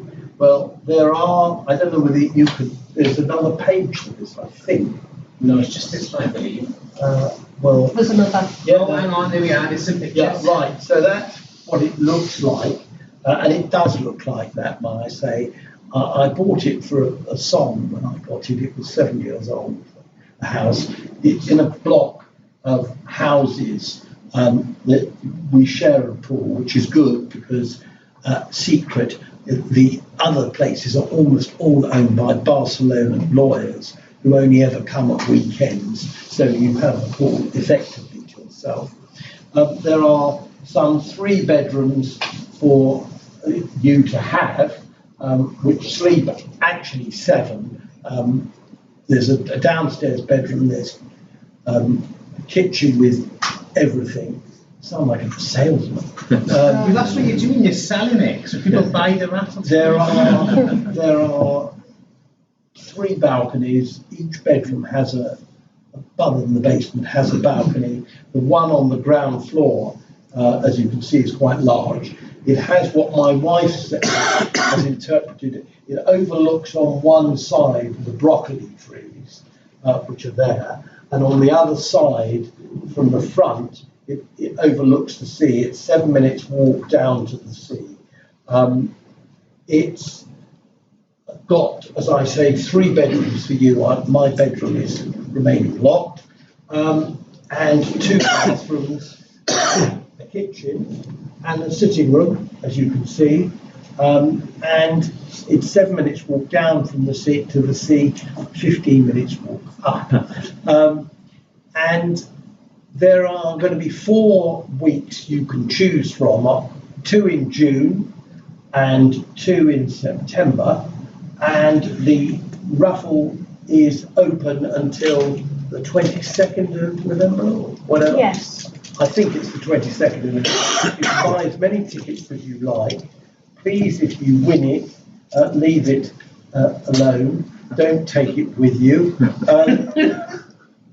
I'm really pleased, and I hope people will actually buy more than 1 ticket, because if we get a few people buying a few tickets, then it makes it worthwhile for Calm, and that's the object of the exercise. I'm happy to answer any questions about it, or anything else other than my journey, because I will come back to my journey when I talk about my prostate later. So, but do you have any questions? And I put everybody off by Actually, victim under the Weber crash. No, I mean, it really is important, and you do get the house. You know, you're not going to get a house for £5 many places in this way. The only condition is you've got to have a civil service email address, because the idea of giving it to a random and then going to visit afterwards, my wife and I thought was not a good idea. But other than that, if you've got a civil service email address, you can, there's a method of buying tickets, which is on the web and Rose got it. And please publicise it to anybody with a civil service email address, because the more, the merrier. Thank you. Thanks, Stephen. Thank you. Okay, we're going to have a quick break. How long do you think? 10 minutes? 5 minutes? We'll run over, so if we can put Yeah, down. just have a quick meal or whatever. Drink. And the toilets, yeah, I should have done this at the beginning. The toilets are just outside. Is this recorded? There is, yeah. I've nicked it. Oh,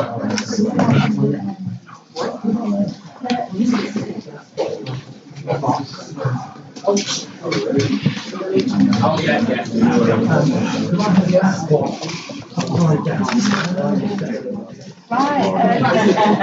Anybody want to talk to me?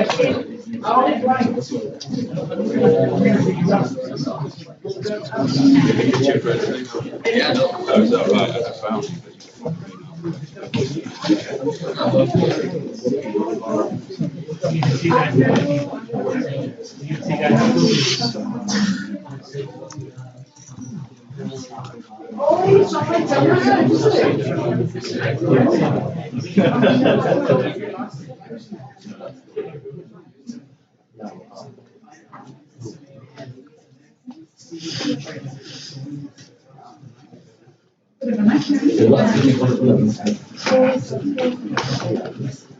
Guilty, not guilty. I know you were mentioning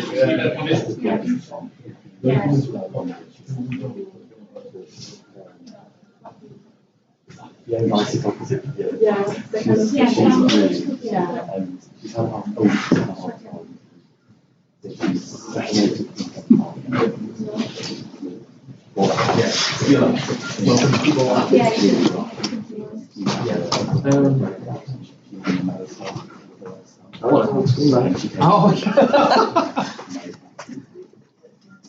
I walked in and he's like talking about having a house. I was like, I know what how is that?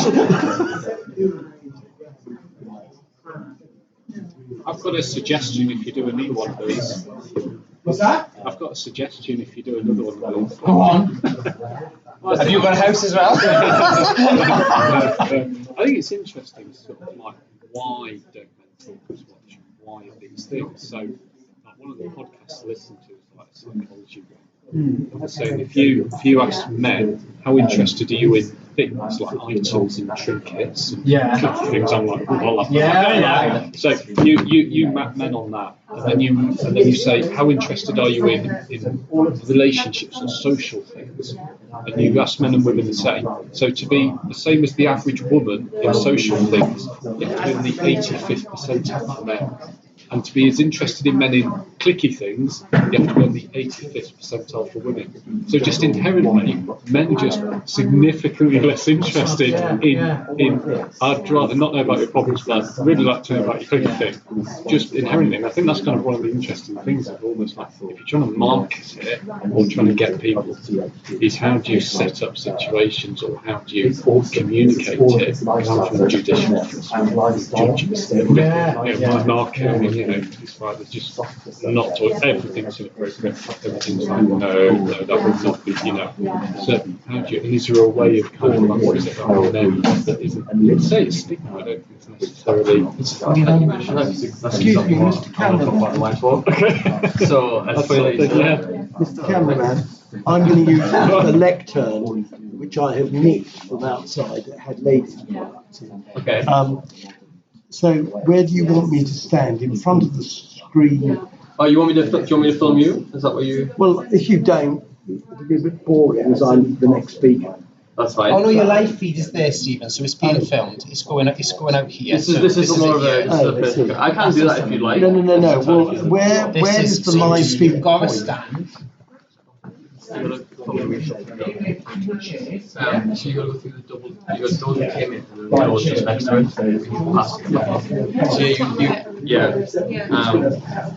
need to pass them. You don't have it being passed. Well, I will stay. You said the men don't always come to the evidence base. There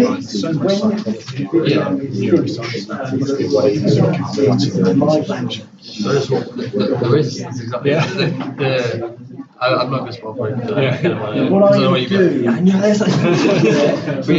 that's very simple.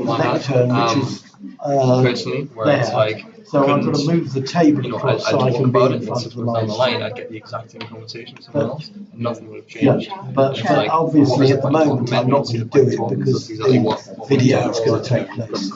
That's had ladies' products in it. I've thrown them to the moment. Well, it's men's health day.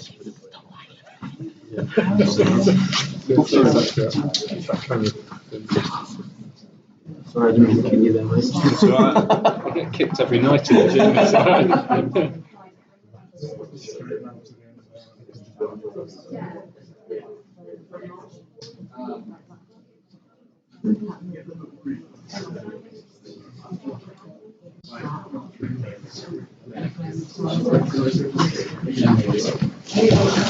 All right, so you know.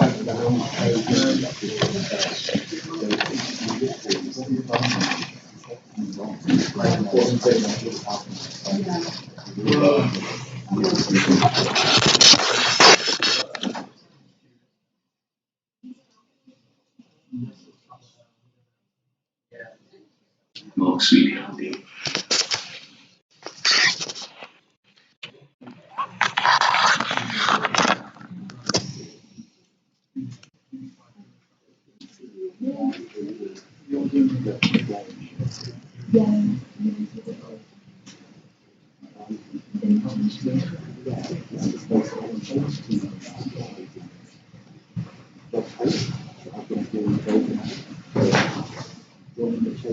I'm not.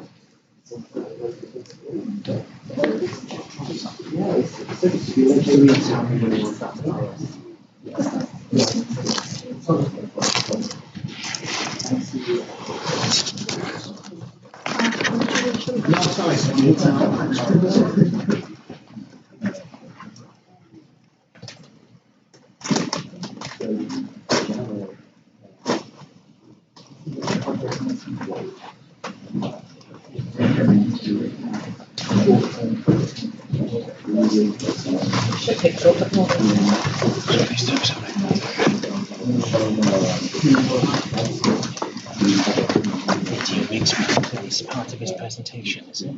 That's part of Stephen's presentation, is it? Or is it? Is he going to talk first? Don't know. I'll skip that. Talk about the oh, there's one there. I can see it. I just see that. Oh, they're amazing. Thank you. So videos, Mark's videos.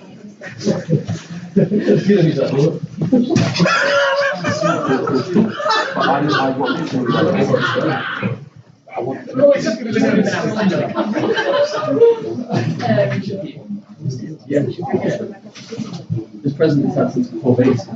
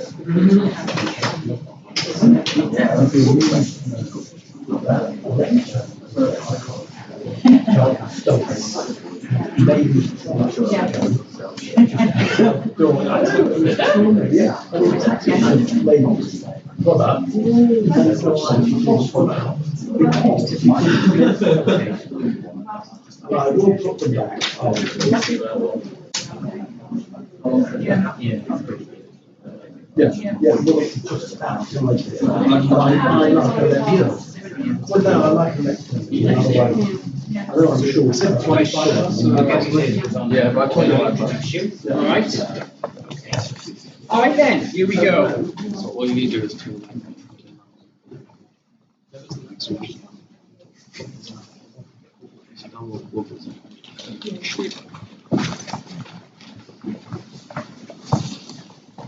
Okay, so just before we go on to our next guest speaker, we've got some videos that you can have a little look at, some interesting contributions.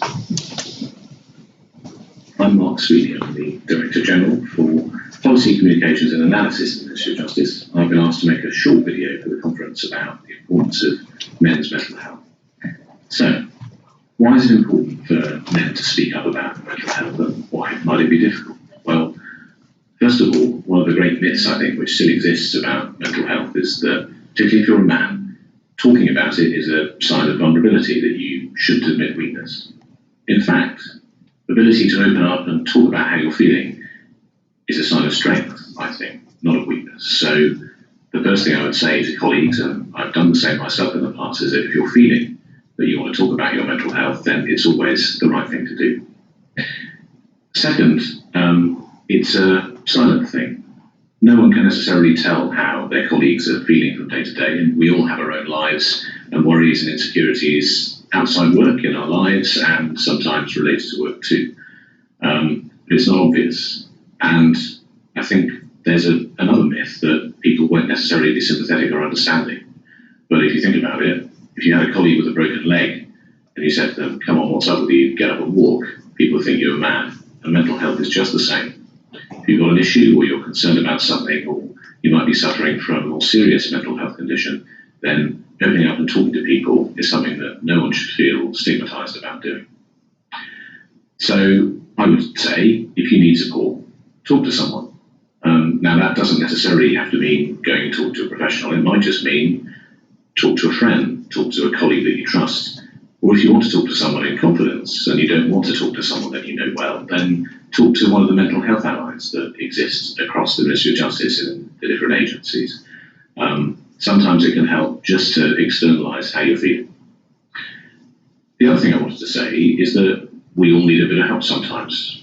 I've had times in my own life, whether it's my personal life or in my professional life, some in this job where I felt stressed or vulnerable or like it was difficult to cope with everything going on at once.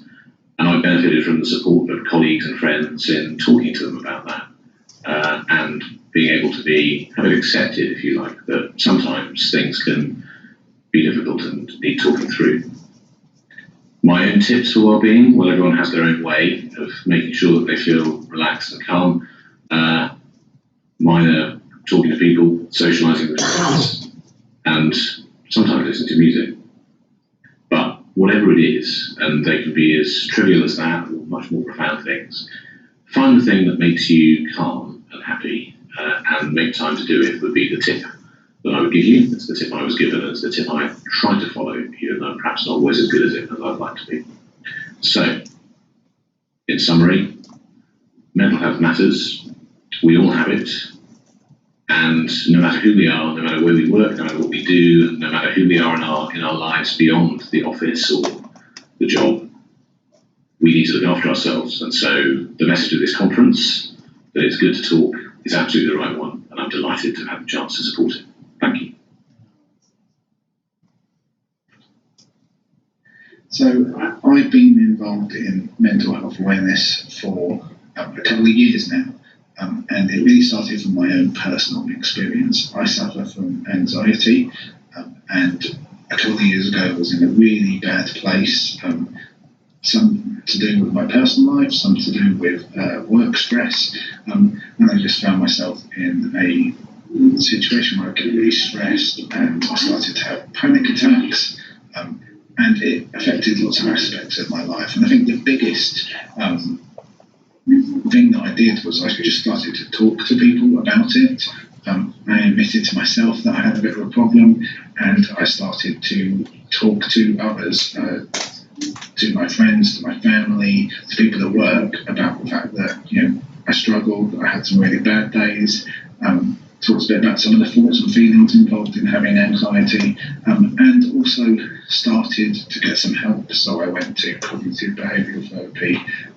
I started to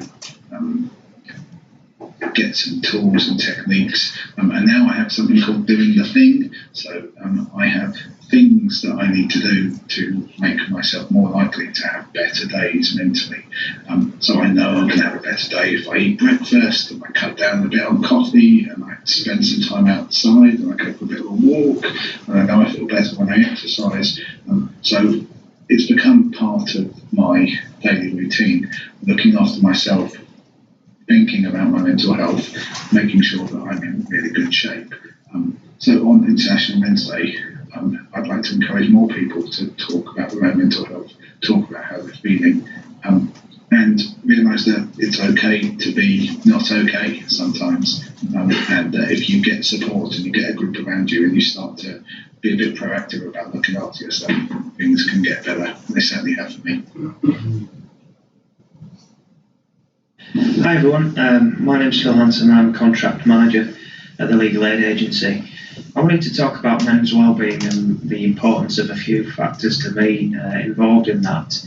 One of those is exercise. I find that it's absolutely crucial to exercise regularly in order to give yourself an outlet from work, ease any frustrations that might be going on, and also give yourself some breathing space. I actually find that some of my best ideas come when I'm out running, just getting a break from the office, a break from the provider visits and the desk. Just gives a chance to reflect, take some time and some quiet. And I find that helps to assist in being creative or thinking of solutions. So I definitely think exercise is good for that. I also find that it helps my productivity because I'm able to better plan. I know sometimes it can be hard when we're in the office. We feel like it's a constant battle to get things done, to get work cleared. But actually, when you set the time aside and focus specifically on, say, an hour of your day for exercise, then that can really help. Another thing that I've found, particularly with having a young family, I've got 3 young children, and the days can feel like they rush by and very much blend into each other. And what I've found is having a bit of time at the start of a day just to have a think about the things that I'm grateful for in my life and the things that I'm appreciative of does help to set me in the right mindset and help me to overcome any potential barriers for later in the day. And the third thing that I wanted to mention is mindfulness. Quite recently, the MOJ have been very supportive in getting into mindfulness specifically with the use of a well-known app that can help us support our well-being. And I think I've enjoyed using that, and it's also helped me to focus on slowing the pace down, giving myself some time to breathe. And also, it's helped with things like linking in with fitness, it's helped with my heart rate, it's helped with my health, and it's helped with me having a sense of needing to look after myself, as well as needing to look after those around me in my family and who are so important to me. It gives an appreciation of the values in my life and what I need to think about. So there's just three things that I think are important to focus on. We've got exercise, we've got health planning and organisation, and we've got mindfulness. Have a good day and thank you for listening. Hello, I'm Chris Granger from the Legal Aid Agency, and I want to talk a little bit about men's mental health. Over the last couple of years, I've had quite heavy involvement in this, and I've seen some great strides that have been made in terms of men now talking about mental health in an open and honest way. I think for me, the organisation that I work for was very, very supportive and does a lot about talking about this. Over the last maybe year, I've had some issues in terms of difficulties with anxiety, and the Palm Assist programme is absolutely brilliant for that. I'd kind of held back a little bit from it, but then what I did was I outrang them, and the first port of call, if you can compare it with, say, physical rather than mental, the first call was almost like taking some paracetamol to help numb the pain, and the second part of it, which was the follow-up face-to-face, became like physiotherapy to help you to get on the mend and reset you. So it's been excellent for that. I think now, coming out of the end of summer, it's time that I start looking after myself a little bit more. I start having a bit of a fitness regime, which is always sends you better, puts you in a much better mental place. Looking at diet and heading up towards Christmas, because with the darker nights and that, generally things become a little bit more, I guess, depressive. So doing those things, that's great to help you keep you on the right path. I like listening to music. I think that's always really, really good to get you in the right mood and right place. And even just going for a walk, just to reset yourself, can be great. Overall, the organisation is really, really good and supportive in terms of work-life balance, in terms of having access to mental health allies, and there's various other kind of initiatives out there for you. So please do continue to talk to your male colleagues.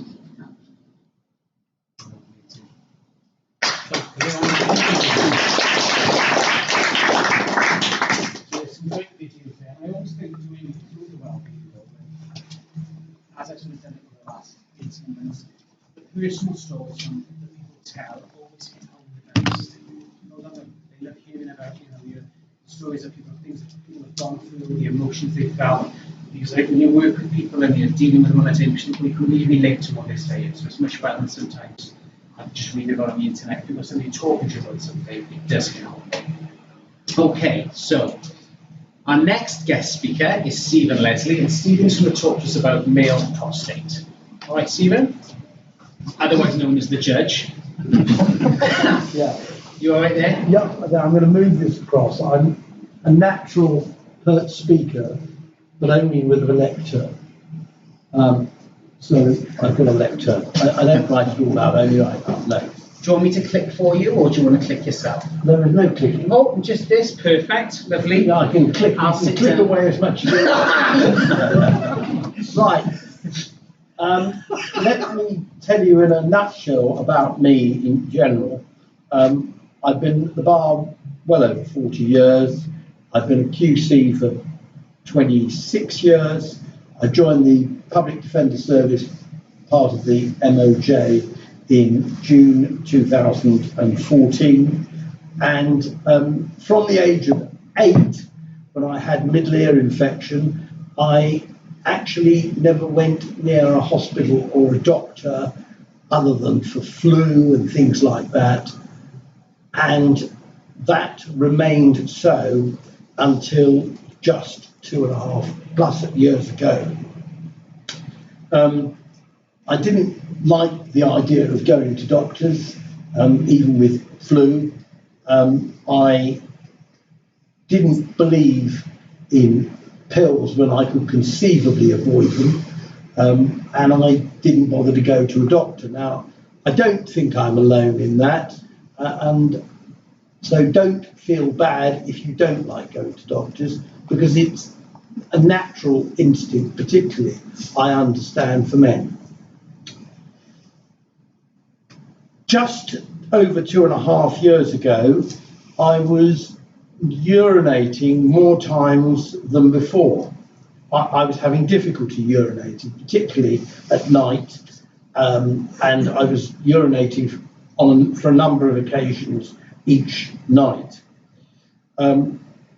I passed small amounts of urine again and again, and well, I thought to myself, you hear that men urinate more at night, in particular as they get older. That's obviously just what it is. It's nothing wrong with me. And so I did nothing about it, probably for getting on for 9 months, which is my doctor says I'm very stoical, very stupid, you might think, actually. And I shut out any potential consequences, both a blockage or, more seriously, cancer. Fortunately, I didn't have cancer, but I just didn't even mention it to my wife, and I talked to her about absolutely everything under the sun, because I blocked it out mentally.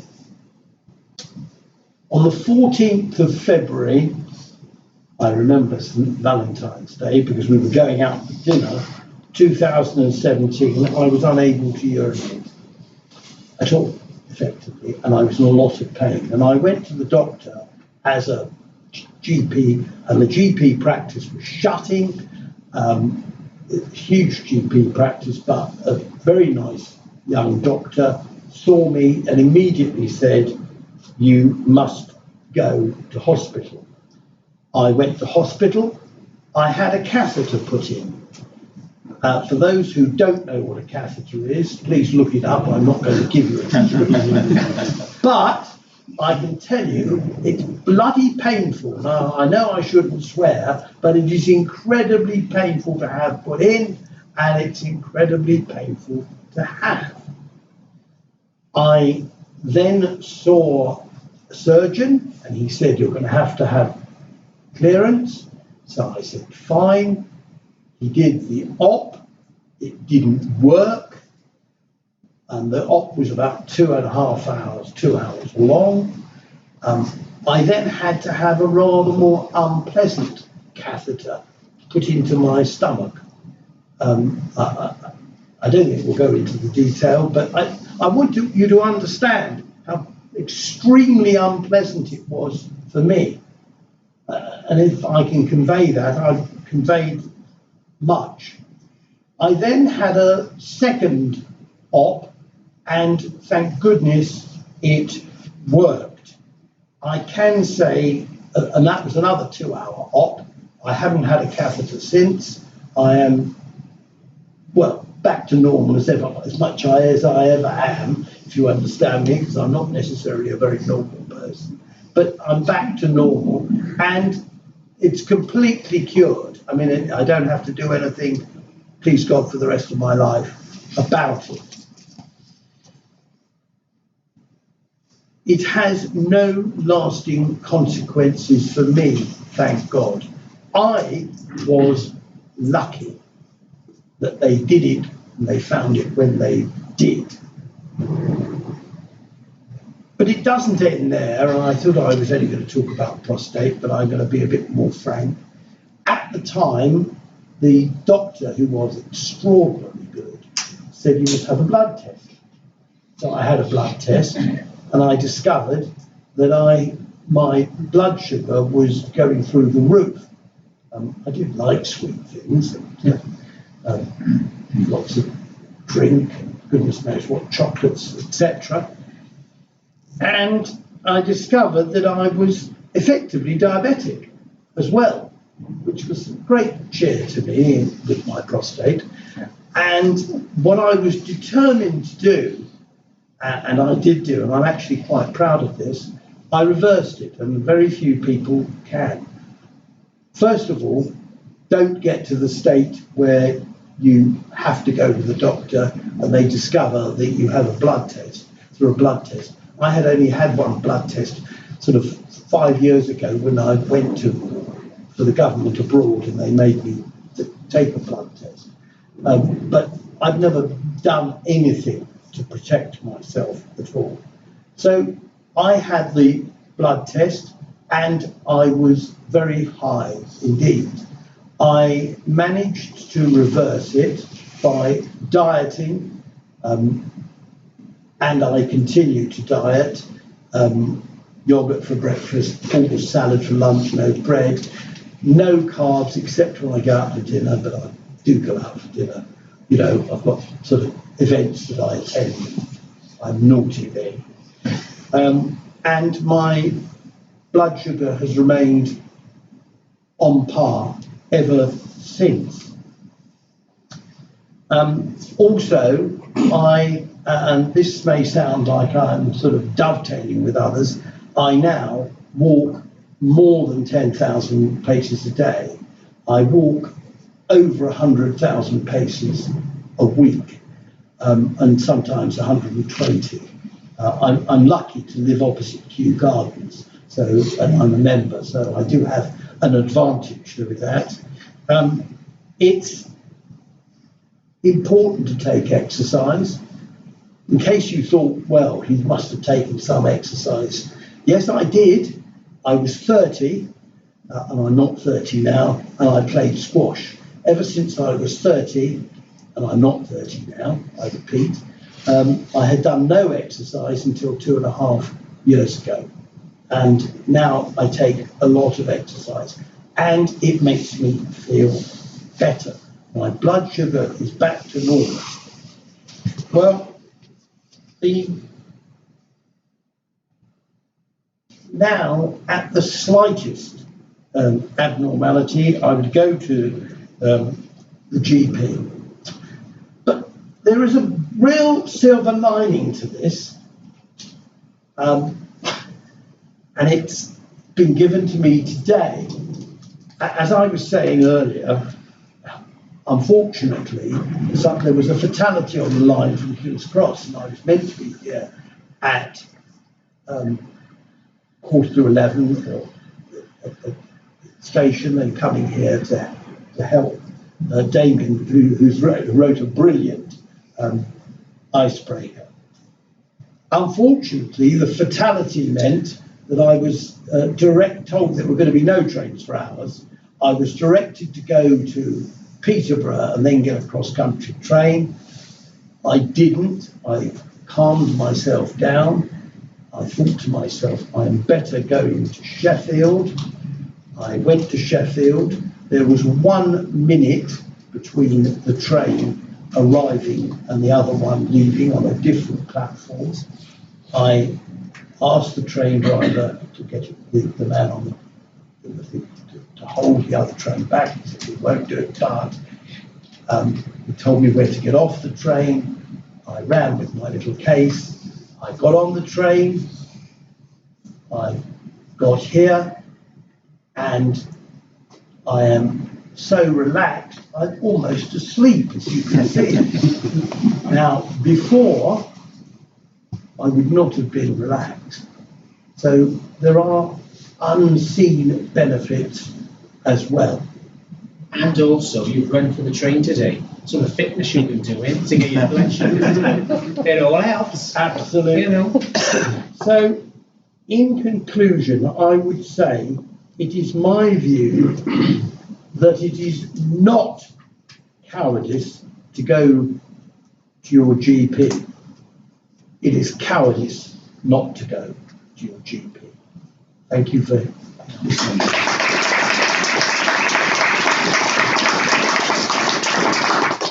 Thanks, Stephen. That's amazing. And again, really great to share a personal story.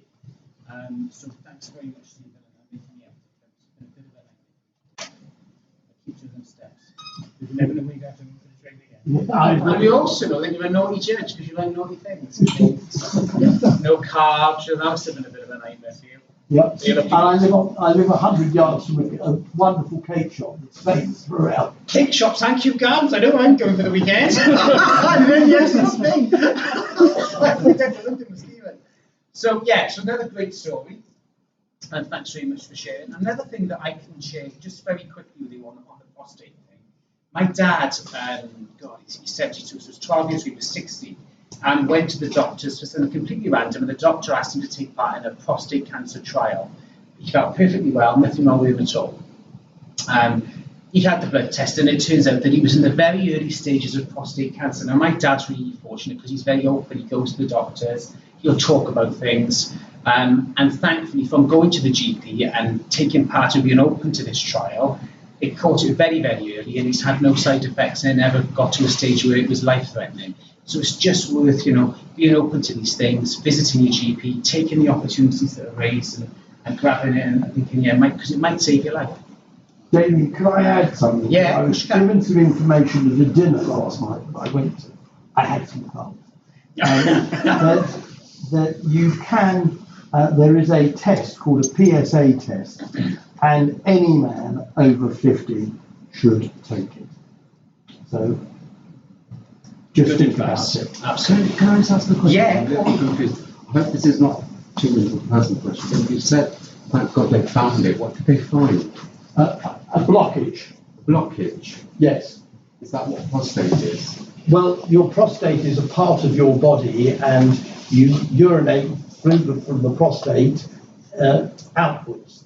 If the penis is blocked, as it was at some point, I don't know exactly where because I didn't see it. Of course, you don't clear the urine, and so that's why you can't urinate very much, and that's why you stop urinating. And actually, what happens, I really think this would be very interesting, but is that your prostate grows and grows to accommodate the blockage until it becomes really quite difficult because it's grown so much. It makes it more difficult. And in fact, when you have the operation that I had, you have to take pills which then shrink your prostate back to a reasonable size. It's really quite painful all the time. But if you're an idiot like me, you think, just change. Thanks very much. Thanks, Steve. Sorry, quickly. My late father went through exactly what you did with diabetes and with prostate. So when you were describing your story, I thought, was it more or less identical? No. I mean, I'm sorry to say that it is not, and this is why I decided to speak, because it is not uncommon that people don't want to talk about it, which I think is really the theme, in a sense, of this conference. And that's why I decided to talk about it. If I was that unusual, there would be just, me being terribly brave and, thank you very much. But it is actually not uncommon. No, I don't know if this is accurate, but apparently it's more common amongst Black and Asian people. Well, I can't answer for that personally. I have an Asian wife, but that's about as near as I get. Does she hasn't got a prostate? Absolutely not. I've had the same situation just recently, and it was just out of meeting a friend of my boss who said to me, "Have you ever had a check?" Went, and it was quite scary because I'd never been before, and I had the PSA. Yeah. And that was raised, but they said, let's do another test, and after that, about a week after, it had come down.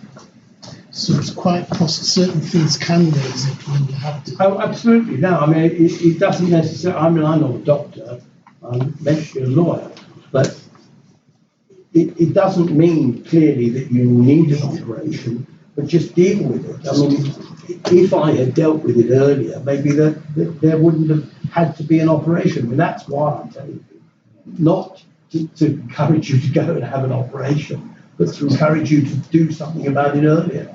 Amazing. We're going to wrap there because we've taken the There's only time. one person at the back. Yeah, I'd just like to say that everybody's PSA levels are different as well. Just because somebody's got a really high PSA and the next person's is really low, still doesn't mean that, you know, it's everyone's different. One can be 600 and one can be 10. Yeah. And the guy who's 10 thinking that everyone's different, you know. Thanks very much. Thanks for both of those contributions. Much appreciated. Thanks, Stephen. Okay, so moving on to our final speaker, and Adam. Hey. Oh, there you are. Sorry, okay, so this is Adam Proud. He's a confidence coach. So he's going to give us a motivational talk and gear us up for the afternoon. Hopefully, yeah, that's the idea. So, have you got any click interviews then? I haven't, no, just my lovely face on the screen. Thanks very much. Well, Carl, are you ready to back? Yeah. Cool. Also, I would just like to say, I don't always look that miserable and depressed. I am quite a happy-looking guy, usually. It's true that Abraham Lincoln once said that he denied someone to work for him because of his face. And they said to him, that's not very fair. And he said, every man over 30 is responsible for their face. So, just a side note. So who am I? As it says on there, I'm 23 years old. I'm probably the youngest speaker that you've probably seen in a while.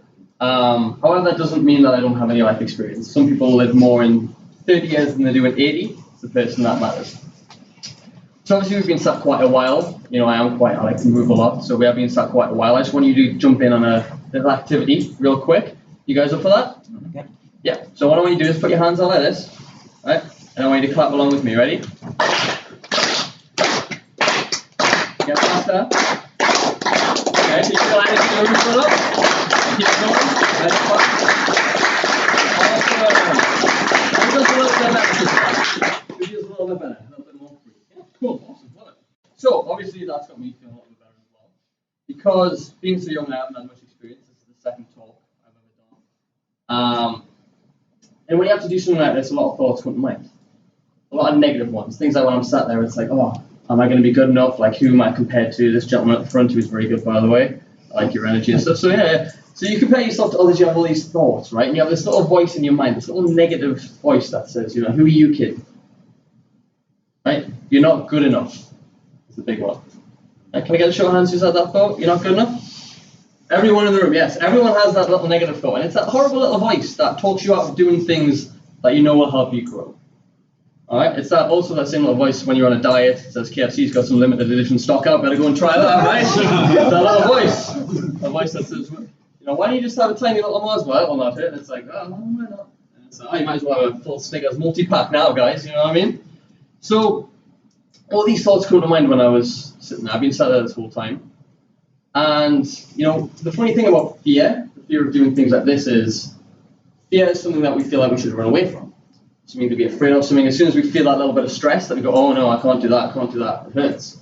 So the truth is, we can use fear as a little compass, right? Anyone here seen Pirates of the Caribbean with Jack Sparrow and his little compass, right? Points to whatever it is that he wants most. Whatever it is that he wants most. We can use fear as a compass to point us in the direction of things that will make us grow. So, like Lucas said, whatever you resist persists, whatever you feel fear towards will help you grow. But a lot of these negative thoughts, they come from places that we don't even know. Parts of our unconscious, right? So for me, a lot of I'm just going to keep looking at these notes, by the way. A lot of these thoughts come from traumas, right? A lot of people think traumas are something like, I don't know, you were attacked, or you got kicked out your house, or you got beaten up, or whatever. I don't know. Traumas that you count as big, major deals.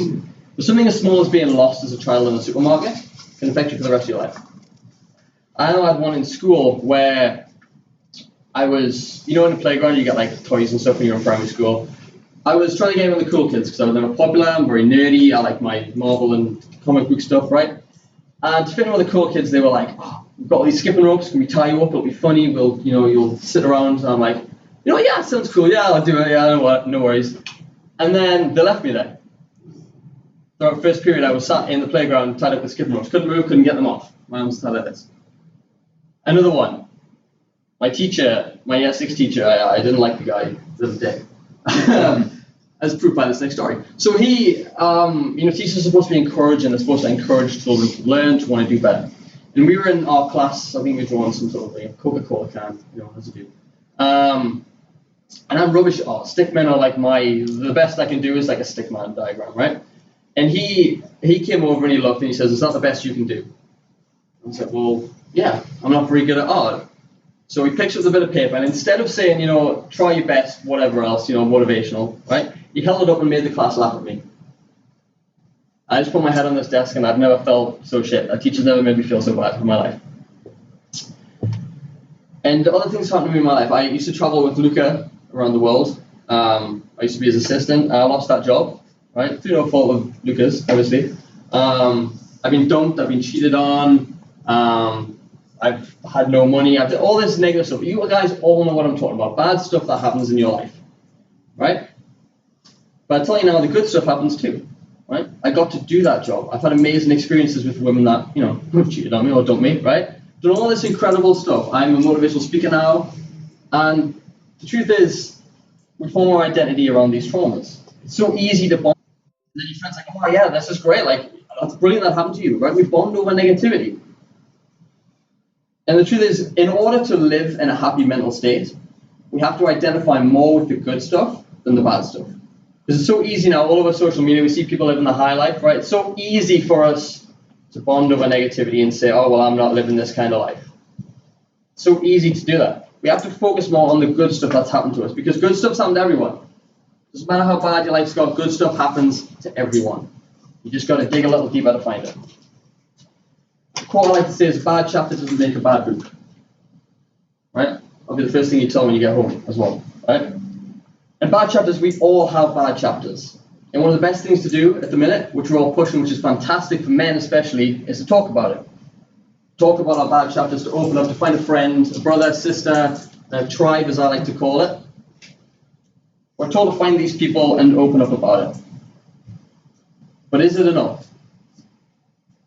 And I had a lot of people, I posted this on my social media, and a lot of people gave me a lot of stick for it, because I said it wasn't enough. I said opening up alone about our problems isn't enough. Everyone's like, "What do you mean? Are you telling men that they shouldn't open up?" I'm like, "No, that's not what I'm saying." So right here, I'm going to give you my 2 legs analogy. Right? I'm going to borrow this chair actually real quick as well. Oh, it's heavy enough. I thought it was going to be cool. So most of us, if we're honest with ourselves, we are like this. We're not doing anything.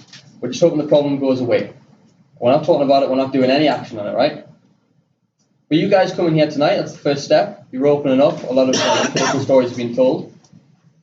And when you take that first step, you're like this. Right? I'm not very good balance on one leg, right? So, opening up is the first leg, is the left leg. Right? You open up, you talk, it feels good. But how many of you have opened up, and 6 months down the line, you've had the exact same conversation? So you've talked about it again, then the cycle repeats. Nothing gets better. You feel better in the moment. Some things might even change a little bit. But some of the time, opening up isn't enough.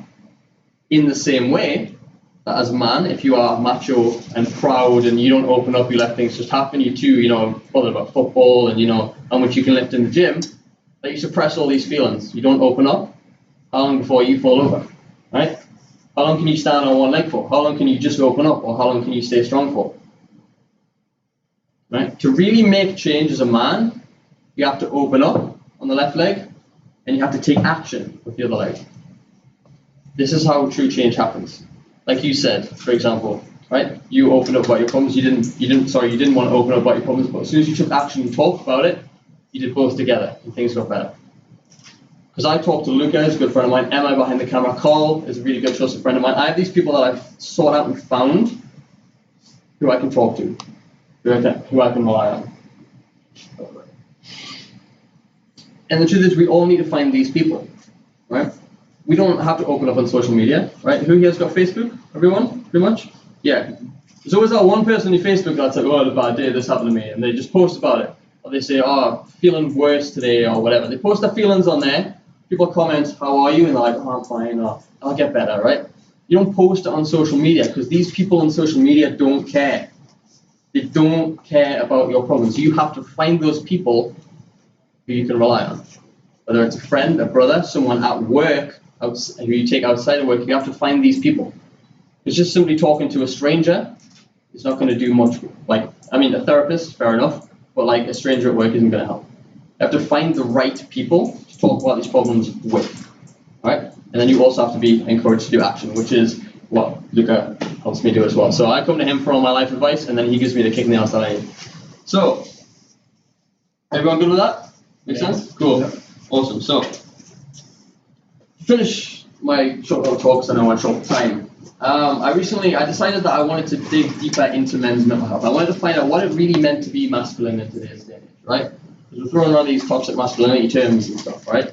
So I wanted to find out what it meant to be masculine, right? What was masculinity now in the modern age, right? And the truth is, I found this man, I've been watching him on YouTube for a few years, very famous guy called Elliot Hulse. I don't know whether any of you guys know him, no? So he's a very strength-oriented fitness coach. Yeah, so much fall over, so embarrassing for camera. So he's very, thanks, Luca. He's a very influential guy, very strong-willed and opinionated.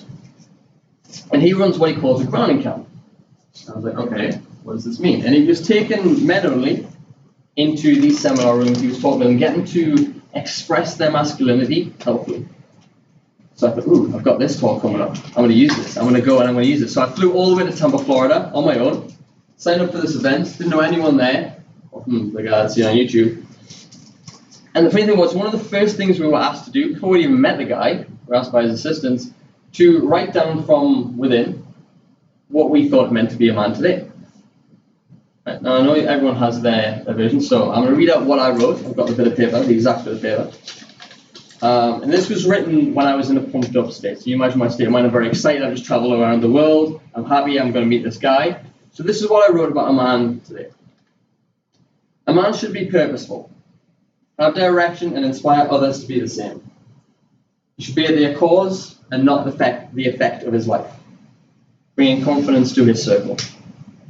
A man should seek to be genuine, authentic, and strong, able to tackle life's problems and trials with faith in himself and his abilities. A man has strong boundaries in his life of what he allows into and what gets cast aside.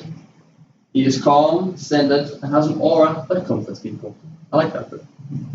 He seeks to expand yet to be free, to be relaxed yet fun, calm yet authoritative, and never become bored with the life that he lives. He allows himself to be vulnerable, open to the world, and to admit when he cannot do it alone. Strength can only get him so far. That's what I wrote for that. And I read that out in front of a group of people, a group of men that I'd never met.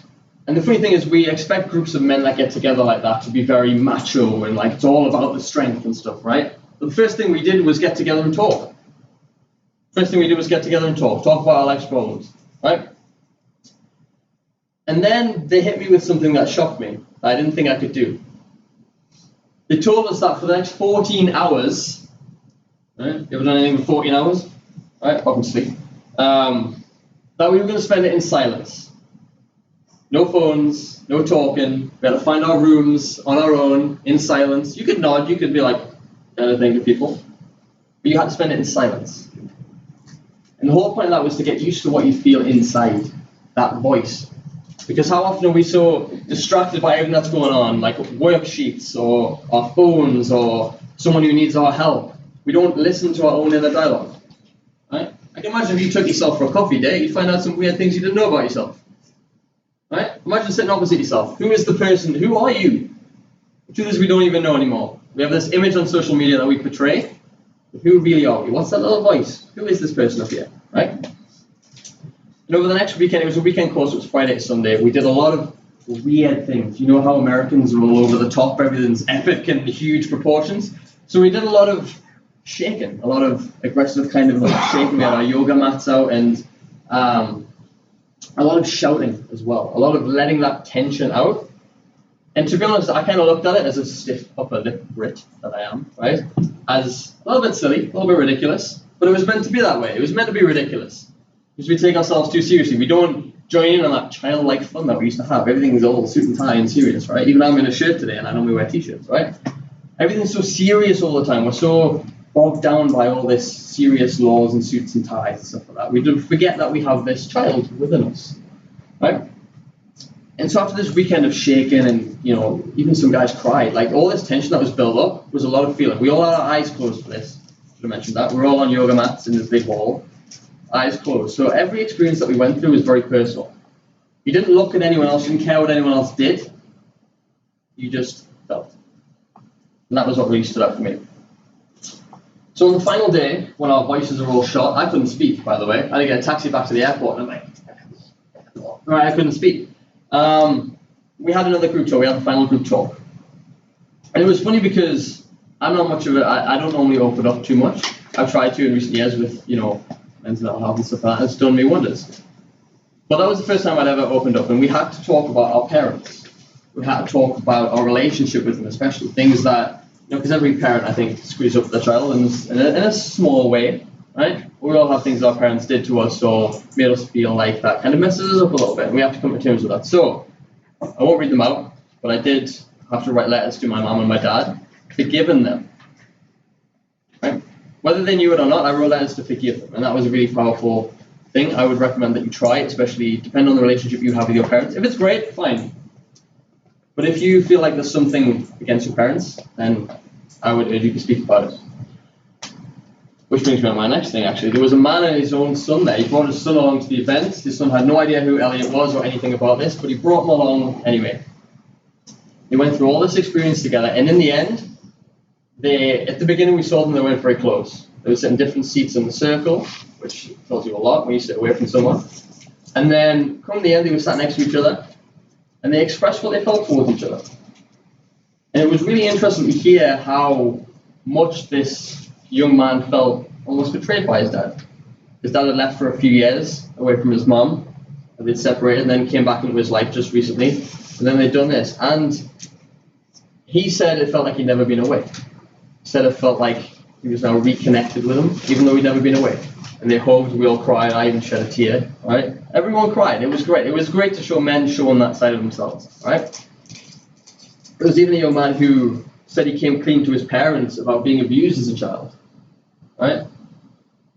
And it was funny because he said his parents were separated long before the event, and he said, I told them that I was abused. He didn't say goodbye, but he said, I told my parents I was abused. I sat them down, I told them I forgave them for everything, and I told them I was abused. And the funny thing, you know what he said? He said, we all came together, and he says, now my parents are back together. I was like, how does that work? And he said, the most powerful thing, and came out of that talk, he said, when you free yourself, you free others.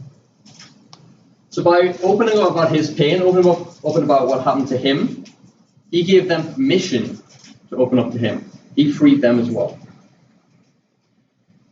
So the main thing I want you to take away from this is that opening up is great.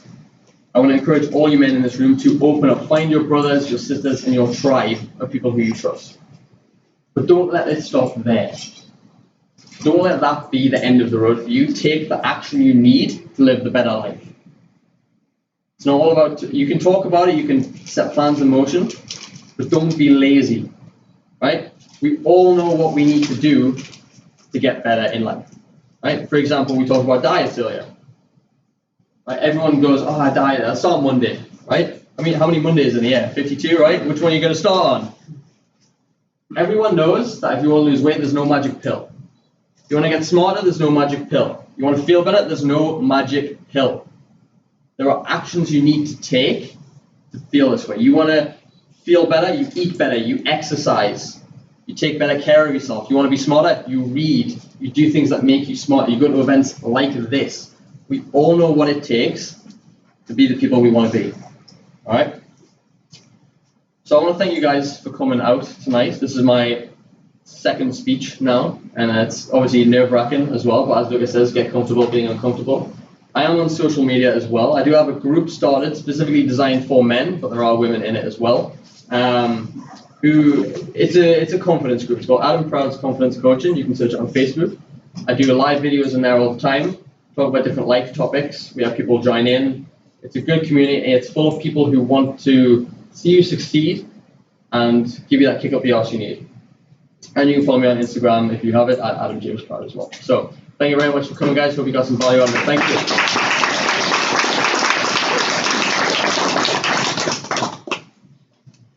Amazing. Thanks very much, Adam. So just to wrap it up for the day, really, it's been a really good day, positive day. Thanks to all the speakers, Phil, amazing, and Stephen, thank you very much. Luca, thank you. And Adam, the end, very much. And the video contributors, which were really amazing as well. And it's just to go away now and think about men's issues, men's health, the well-being side of how we can perhaps improve that from a male perspective, but also it affects the women around us and the men around us, our families, our friends. We're surrounded by everybody, how we can support and help each other. Does anybody want to ask anything? What did you think of the day? Do you think it was worthwhile? Yeah, interesting. Very insightful, I thought. Very interesting. Thank you. And Rowena did an amazing job, because Rowena put this together. We've had months of hourly meetings on the phone, and you've managed to get everybody together to get all this done with Jeanette and a few other people I can't remember, but that's like Louise at the back. Louise, and Stephen, and I want to say and me. thank That's you, the and vibe, you. yeah. Thank you so much. It's teamwork. So we've all done a lot together to deliver it, and we just hope that it's helped, and hopefully there'll be more in the future. Nice to meet you all, and see you all again. Thank you very much.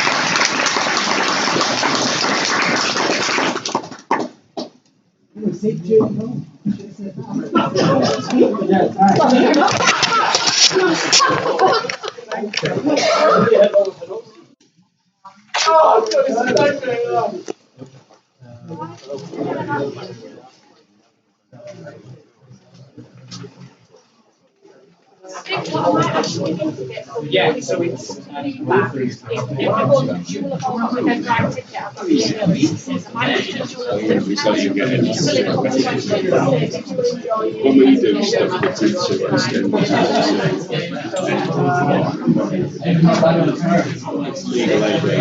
There we go. All right.